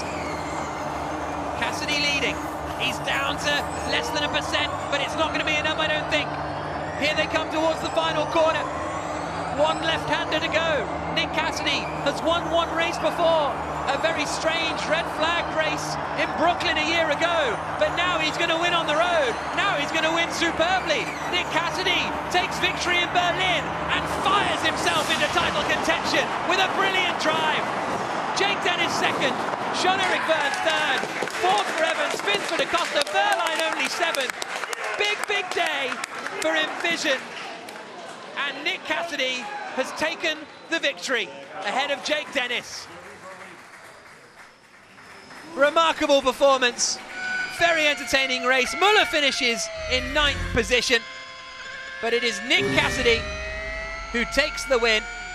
Superb performance from him. Simply amazing. Drive offline, simply amazing. Well done. Let's see if we can have a word with Nick Cassidy ourselves.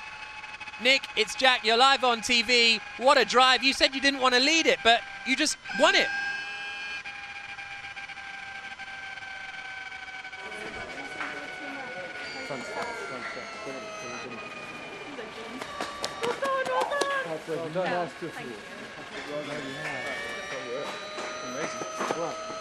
Well, great performance from Nick Cassidy. He is absolutely stoked.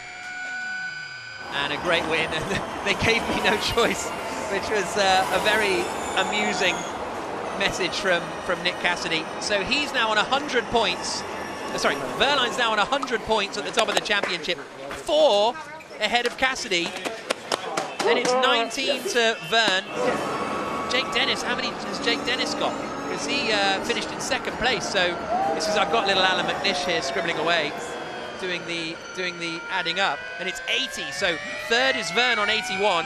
4th is Dennis on 80. So the top 4 now separated by 20 points. As Cassidy now makes his way towards the podium. I know I upset some people today, so I'm very happy to make you smile. Thank you so much. We Winners. love the Backstreet Boys. Cassidy there on the team radio as he makes his way towards the podium. Nick Cassidy, the race winner in the 8th round of the ABB FIA Formula E World Championship. He takes the win ahead of Jake Dennis, the British driver from Nuneaton, in 2nd. Jean-Eric Verne, the Parisian, 2-time champion, in 3rd. Mitch Evans in 4th. Championship leader Pascal Verline in 7th spot. A really disappointing drive, honestly, for Verline. Well, not a disappointing drive, but a disappointing result, considering he started 6th and finished 7th. But Cassidy is the man who is now within 4 points of the championship lead. And actually, Gunther, I think, got the fastest lap point in the top 10. There's the high fives all around. Really entertaining race. Jake Dennis was told to go for the win. He said it's too risky. He was happy to sit in behind. And he sat in behind Nick Cassidy. But I have to say, Cassidy, I think, drove superbly well. Yeah. We were told and we knew that this was all about slipstreaming, but he was at the front, pushed to the front for quite a few occasions, and then for 20 laps just led it.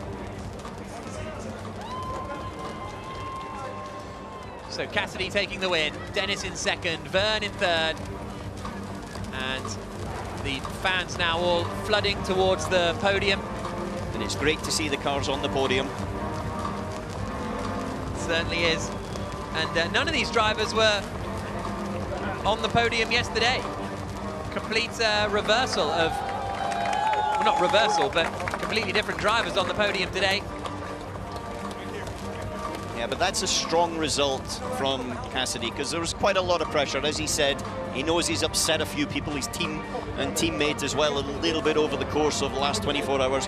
However, the best way to respond is coming back with a strong race, and not just a strong race, but a win. Vern having a chat with Cassidy, and then they will be having a chat with Nicky Shields as the fans, as I say, stream around. This is the Berlin Templehof airport, disused for years now, but it gets absolutely rammed when Formula E comes. All these buildings on the right-hand side are hospitality. The fan village is superb. Probably the, yeah, it's the best kind of fan vibe, I think, of the races that we go to. And Dennis and Vern both shaking their heads because it's quite a wild race, that one. But it's time to hear from our race winner. A second victory in the ABB FIA Formula E World Championship for this man.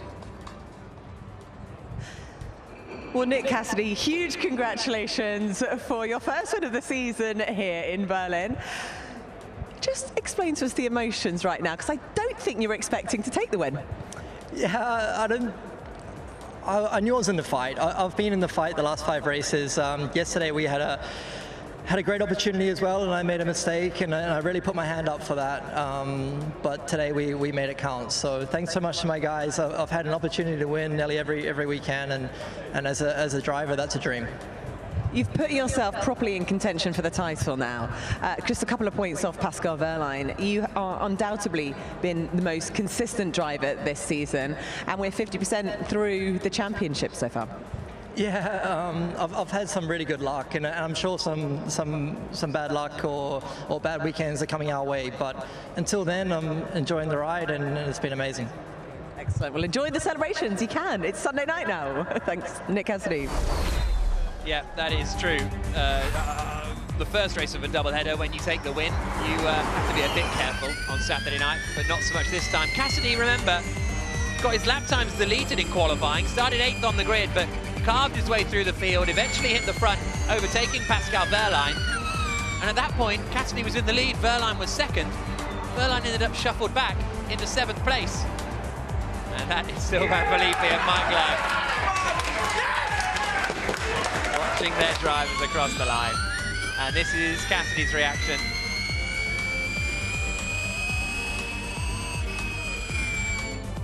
And that's what it means for Nick Cassidy to take the win in the ABB FIA Formula E World Championship and fully launch himself into title contention. 4 points, the difference now between Wehrlein in the lead and Cassidy in second. Jake Dennis is there as well. He's scored some decent points with a 2nd place finish. Well, Jake Dennis, huge congratulations. I knew the target for you really was to just finish the race and see the checkered flag, and that has been accomplished on the podium. Yeah, it seems a bit of a joke right now. Obviously, to not see the checkered flag since Saudi is just mind-blowing, and yeah, we're still 4th in the championship, I've just got told, so yeah, obviously more energy than Nick, but the targets were so high at the end, and it was just too high risk, and I honestly was happy with the 18 points and just bring it home. And obviously the boys deserve so much today. After all the hard work we put in over the past few events, and obviously always come short with a DNF or a crash. So yeah, they deserve the champagne more than I do, but yeah, super happy right now. Didn't know if the car was going to make it to the end after the contact I had at turns 4 halfway through, but nevertheless, saw the checkered flag, 18 points and a beer. You weren't tempted to go for the win, knowing that you had a bit of extra energy? Not when Nick started to pick up the pace with like eight laps to go, it was just too high risk, and then Jev was looking pretty punchy into turn 6, so I just had to manage that. But no, I was pretty content in second and just scoring some points, to be honest. Staying safe has paid off. Congratulations, Jake Dennis. Second place for Jake Dennis in the Avalanche Andretti. This was his start from 7th on the grid, immediately in the fight with Verline on the right-hand side. Down into the first corner, there was plenty of fighting. Dennis making the move on Verline. That's when he got up into that second spot. To the inside at turn 9. And second place for Jake Dennis. And that brings him fairly close in the championship fight, within 20 points of the championship leader, Pascal Verline. Well done, mate. And third place is Jean-Eric Verne. He too has brought himself closer into the championship battle. We can hear from him now with Nicky. Well, Jean-Eric Verne, another chaotic race. Congratulations, finishing P3. Can you just talk to us, what is it like from the cockpit, from your perspective of a drive like that? Well, it was really chaotic. I'm very glad the race is over. It's, I don't know, I never really experienced this kind of racing where nobody really wants to lead at the beginning and creating a lot of chaos in the back. So I was just trying to manage to always stay in the top 4, top 5. Every time I was 6th, I was pushing to come back, and because otherwise then you're glued to the back and then you cannot really come back. So it was, it's a bit of a strategy game, but it's mental. It was it was a very difficult race. So yeah, I'm very happy to finish on the podium, 3rd. It could have been very easy to do otherwise today, so I'm going to take those points gladly and move on. Halfway through the season now, 4th in the championship. Are you content with that? Championship is not really something I'm looking at the moment. There are still so many races remaining. Yeah, we have a lot of work to do as a team. I'm very glad, with the work that we've done this weekend, but we certainly don't have the pace or the performance of the Jags, so we need to push very hard to catch up and aim for some more victories. Always pushing. Thanks very much. Congratulations, Jean-Eric Verne. Alan, interesting that Verne says we don't have the pace of the Jag. Okay, the Jaguar won, but he finished 1.3 seconds behind it. Yeah, but I think because of the type of race it was, it allowed Jean-Eric Verne there. But if you looked at yesterday and you looked at today, the Jaguars were so strong in every condition, and it's only in certain conditions that this car is looking to be competitive. That was really good stuff from Jean-Eric Verne, finishing in 3rd place. Another podium finish for him. Evans in 4th, Verline down to 7th. What a race that was, Mr. Vernon. Thank you very much, Mr. Nichols. Yeah, Oliver, today's race was very similar to yesterday's, but it felt more controlled, more measured. Yeah, it was another barn burner. It was very exciting. These drivers are starting to understand this different strategy of racing. I think Brazil was the first time where we saw that the driver in front really did not want to lead the race until, the final 2 laps or so. We saw that again today. It was interesting to see Jake Dennis end the race with the most amount of energy. The pace was so high at the end that he wasn't able to use that to get around Nick Cassidy, and Nick Cassidy just did a fantastic job. I was a little bit worried for him leading for so long, but like he said, the car was really good for him, and finally got a win. He's been a front runner many times this year, and probably one of the most consistent point-scoring drivers at the moment. Yeah, and he seems more in control of himself when it comes to his racing, more in control of his mind and his body. He seems to have come into this championship this year more focused on gaining points. Let's have a look at him around the track, shall we? So it was a fantastic drive from Nick Cassidy in the Envision car. I mean, his overtakings have been absolutely clinical. Yeah, and you can hear it in his voice, both in interviews and on the radio. He comes across so calm, and that transfers directly to his driving. It's funny, you can see someone's personality off the track, and a lot of times that transfers into their aggression on the track and how they place the car in these racing situations. Yeah, I think we should enjoy the celebrations. Yes. Here in Berlin, the final day of racing at Templehof. So let's go back to the podium. Nick Cassidy taking the victory and about to head up to the podium.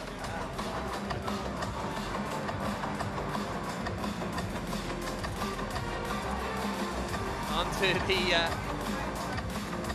the third step, well, the fourth step of the podium, I should say, is Franz Chung, the chairman of the board for the Envision Racing team. And he's someone you must have had quite a lot of dealings with, Franz? Yes, he is also involved with the parent company of Envision as well. Very strong supporter of Formula E and all the messaging that goes with it. Here now, onto the third place on the podium comes Jean-Eric Verne.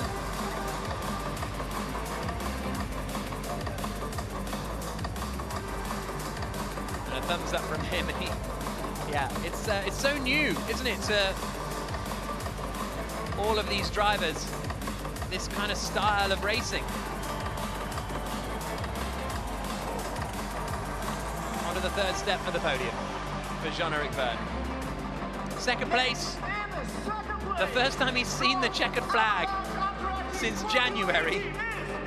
Quite shocked about that. Yeah, I know. But he's had the performance to deliver those results pretty much on every occasion. It's been generally things outside of his control that's taken away from him. He's got a little sign from one of his fans. I think he's got a few fans in the Avalanche Andretti team. Yeah, for sure. Roger Griffiths there, the team principal.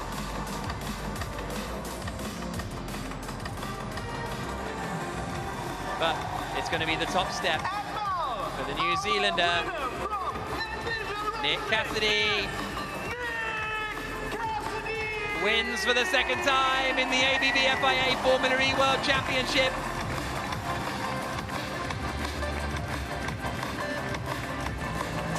Really strong driver, Cassidy. And for the first time this season, we're seeing a bit of sort of consistency from him almost. He's always been strong in flashes and nearly there, but now... Third season in the category, and he's putting it all together. Got a very strong team with him, though. 4 podiums in 5 races for Cassidy as he heads up onto the top step. And for the second time this weekend, we're going to hear the New Zealand national anthem. Mitch Evans taking the victory yesterday. Nick Cassidy taking the victory today.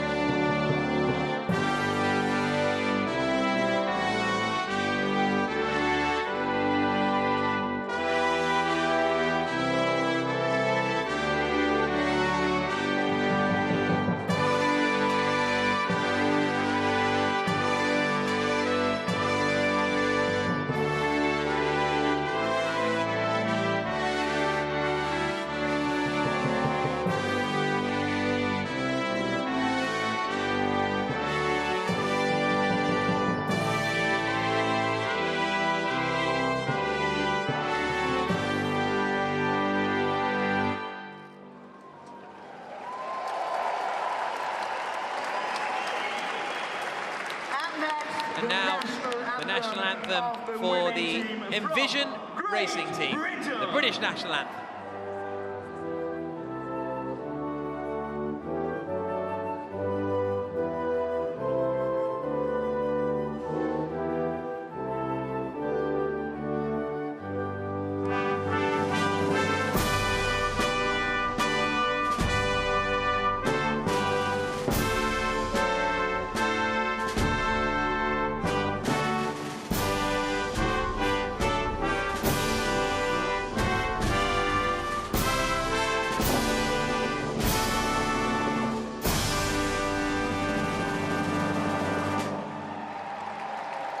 The British national anthem for Envision.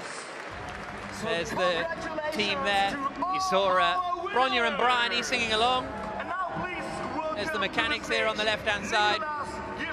And now it's time for the trophy presentations. To present the trophy to the winning team. Once again, the trophy going to Franz Jung for the win for Envision.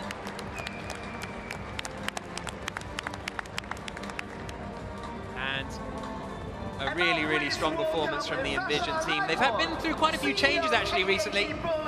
Sasha Leipold, the CEO of the ADAC Berlin. But yeah, quite a lot of changes within the Envision team. Not sort of huge seismic changes, but people moving on. Stephen Lane leaving, one of the engineers. Chris Gorn retiring a couple of years ago, who was their chief engineer for so long. But now things are coming back together a little bit. Daniela Luzhinin, head of ABB Formula E Partnership, hands out the trophy to Jake Dennis with a second place finish. And that will feel good for Roger Griffiths and the rest of the team. And finally, please welcome And the race winning trophy will be handed out by Mark Williams. Nick Cassidy on the top step.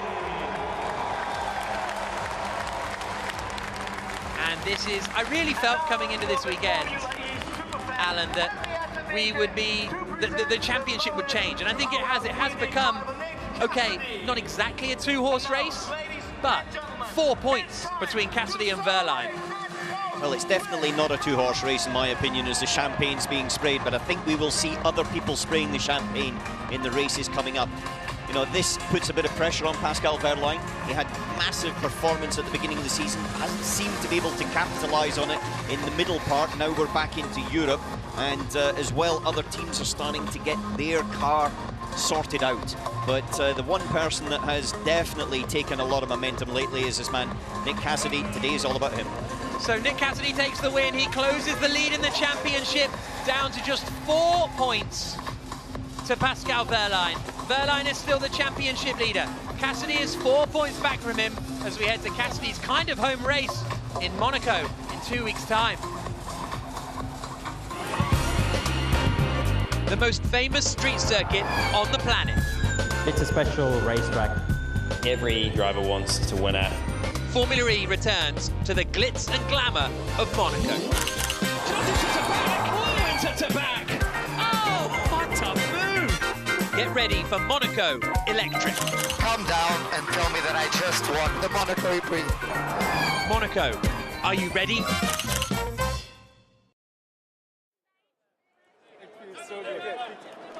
So celebrations there for the Envision team. They're all going to go up onto the podium now and have their photo taken. It's a bit of a melee down there, isn't it? As Franz wants the trophy. And Cassidy being hoisted into the air. That's Tower on the right-hand side. Come on! So named because of his height, as you might well imagine.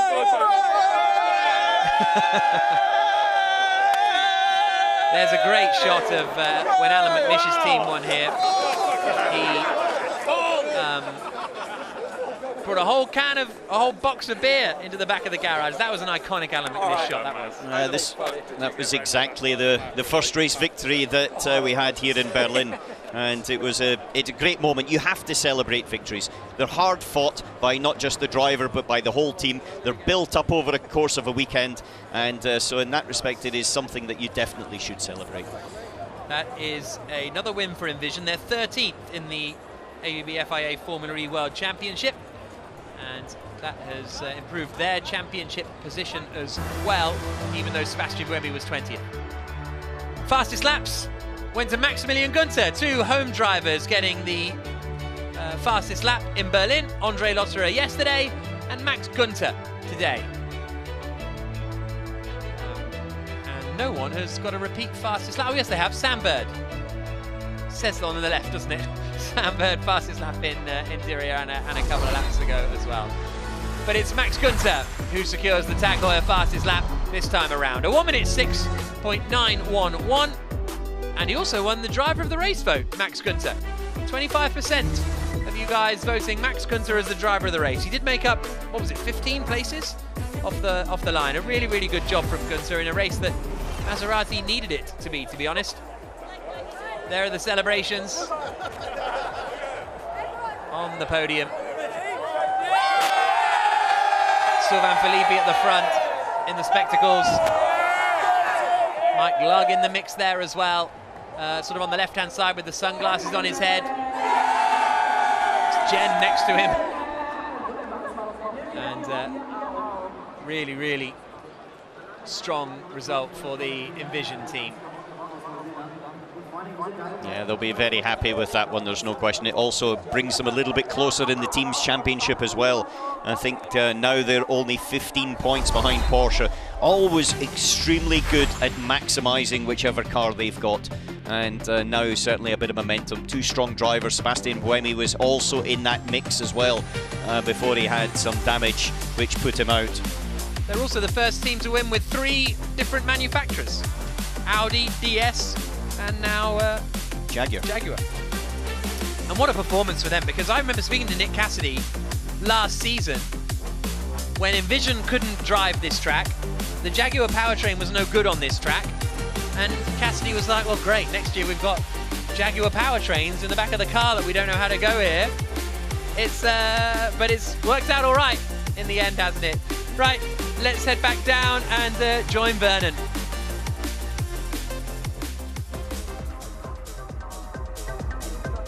So the crowds are leaving a very, very eventful weekend here at Templehof Airport in Berlin. An amazing weekend of racing. The Jaguar powertrain has really shone through, Oliver. Yes, and I think we can look out the podium and see that we have 3 different manufacturers. So it's fantastic for Formula E to have that competitiveness at the top of the grid, and I think we can look back at the last 3 races, including Brazil, and they're going to be in the history books. They're going to be looked at for a long time to come as some of the most insane racing we've seen in Formula E. It was a superb win for Nick Cassidy. It really was. Once again, a stunning drive, a very patient drive. Let's take a close look at it, shall we, with Karun. It was bold overtaking from Nick Cassidy that set him up for this victory. So let's first take a look. This is on lap 23. Now he's in 6th place on the rundown to turn 6, and he sees a gap that just opens up. Now all of these drivers are coasting and saving energy. Nick spots a gap there, and it's really incredible stuff. He just goes for it while everyone else is backing off trying to save energy. He decides this is his moment where he's going to start picking his way up to the front of the pack, and he nearly gets alongside Jean-Eric Vergne there as well. It's even more impressive when you look from the outside. Let's look here, the helicopter shot, and you can see there, that is Nick in that blue car. And just watch as he sights that gap and just lunges down the inside. Alan McNish commentary said he was holding his breath. And frankly, so was I, because that was a really, really brave move. So once he's got himself up into 3rd place, he's now behind Jean-Eric Vergne on the run down the South Finish straight. Now the drivers in front back off early, trying to save energy there. And Nick again just goes for it. He's being attacking at this crucial phase of the race, around lap 23, 24. That's when he and the team have decided, you know what, we're just going to play a different game to everybody else. Other people don't want to lead? Okay, we'll take that lead and we'll take on the challenge. And I think that was really admirable stuff and tactics from him. So he's gone past Jev, and then a lap later, he's right behind the Porsche of Pascal Wehrlein, who backs off on the run into turn 6, and Nick then takes the lead. Now from this point onward, he did a superb job of just controlling the pace. He managed it and managed it, and there was a point around lap 33 where the team unleashed him and said, listen, you're now free to go, off you charge, and that set him up. And towards the end, Jake Dennis had a little bit more energy, about 1 or 2% energy more than Nick did. But Cassidy used exactly the right parts of the track, used the energy in the right parts of the track, and managed to stay ahead to the victory. So really, really smart driving, really good tactics as well from the team, and bold overtaking set Nick up for that win today. Thank you, Karun. Here with Nick Cassidy, fantastic win today. It looks like a bit of an emotional roller coaster out there. Take us through what was going on. Yeah, thanks, man. I'm just happy to have a good weekend in Berlin finally. Like it's been a tough 2 years. So thanks to Jaguar and Envision for an amazing car. The race, to be honest, it was always looking better and better for us. We could get ourselves into the fight. We could get our attacks done at okay moments. So yeah, it come together. And did the energy strategy at the end up being flat out? because it seemed like Jake Dennis, he had more energy than you, but he wasn't able to use it because the pace was so high. Yeah, which we've seen, the last few races. You either have that situation like today, which I had with Jev in India, or you have a Cape Town moment where I thought I was on for that, and then we had a full course yellow, and that changed the race. So once we knew that wasn't a danger, then it was kind of head down and try to do our thing. You're 4 points off the championship lead. That's 4 podiums in 5 races. Pretty impressive stuff, young man. And we spoke at the beginning of the week, well, the back end of the week, Thursday, about how you've changed your mindset. Focused a little bit more, not that you weren't before, but a little bit more, focusing on how you prepare yourself for the racing. It's absolutely working, whatever you're doing. Yeah, I guess so. I mean, I was really happy with my mindset yesterday. I thought I did a good day with a mistake, and to be honest, this morning I was a bit hot-headed. I needed to, before the race, just calm down a bit and pull myself back into line. So I'm glad I did that, and it had to be done. How does it feel to be 4 points off the top? Man, I didn't know that. That's cool. But it's just a bonus. I mean, stoked to have the win. Obviously, to have a few podiums, you always want to be on the top step at one point, but there's still a long way left. Yeah, but hang on. Can you taste the sweet, sweet taste of a victory in Monaco if you're putting in performances like that, podium performances? Look, I think there's no reason why not, because we've got a great car. I expect the car to be good there. I think we can have a good day, but look at these races, man. Like, anything can happen. These are nuts. I hope they're good to watch. Oh, mate, we have been fully entertained this weekend. It's been absolutely spectacular. And it just goes to show you the difference between this car and the Gen 2 car. We were talking about it, how the racing in the Gen 2 car here in Templehof is completely different to what it is in this new Gen 3 car. Yeah, the style of racing is really different, and that'll change track to track, but these teams and engineers, they're world class. The information you get, you know it from last year pre-race, and is unbelievable. And I'm sure they've all learned from these initial races, and it's gone to the next level already. And you know what the best thing is? Sorry, Oliver. You know the best thing is? It's Sunday. We've got no racing tomorrow. You can now go and actually enjoy a glass of something. Knowing yourself, it's probably going to be a pineapple juice. Might have something in it. Am I right? I haven't drank anything this year, so. Well, there you go. So go and enjoy a glass of water. Maybe today's the day. Yeah, go and celebrate. Congratulations, pal. Really well deserved. Fantastic series of races over the last few weekends. Absolutely brilliant. Let's go over to Nikki Shields. Well, joining me now is our second place finisher, Jake Dennis. 3 times you've been second in finishing this season. Well, we either make the podium or DNF. So the stats are 50-50 right now. But yeah, incredible race. Really happy to be back, obviously, scoring big points for the team. I think the whole morale was a little bit low after, what has been a bit unlucky streak and then a mistake. So yeah, back with 18 points. And yeah, it wasn't easy. I think we dropped back to like 9th or 10th after around about 5 or 6 laps, and then came back through. So yeah, mega job with the car and the strategy. Is it kind of, key psychologically as well, midway through the season, to get a massive positive like this for the team? Definitely. We put in all this hard work, we spend all this time away, and it's obviously important to keep the morale high, like I said, and, to come away with 18 points. As I needed it for myself, I needed it for the championship, and yeah, very happy, and we can celebrate tonight. Exactly, especially as we've only got 2 weeks to go until we do it all over again in Monaco. Jake Dennis, enjoy the celebrations. Back to you, Vernon. So there you go, the Kiwis have dominated Berlin. First a victory for Mitch Evans in the Jag, and then a victory for Nick Cassidy in the Envision Jaguar. Stunning weekend for Jaguar. I don't recall a Formula E championship being this close, heading towards the midway point of the season. Yes, going into Monaco now, the crown jewel of Formula E racing, and yeah, fantastic weekend for all of our podium finishers. And as we saw here today, and as I mentioned earlier, it's great to have parity in Formula E. 3 different cars, 3 different powertrains on the podium, and yeah, I think we're looking forward to a fantastic championship. Yeah, it's going to be a brilliant week. Go green again on May the 6th in Monaco, so make sure you join us. But from now, from Berlin, have a great afternoon. Take care. Second instalment of our double header here at Templehof Airport. All 5 lights are off, and we go green in Berlin.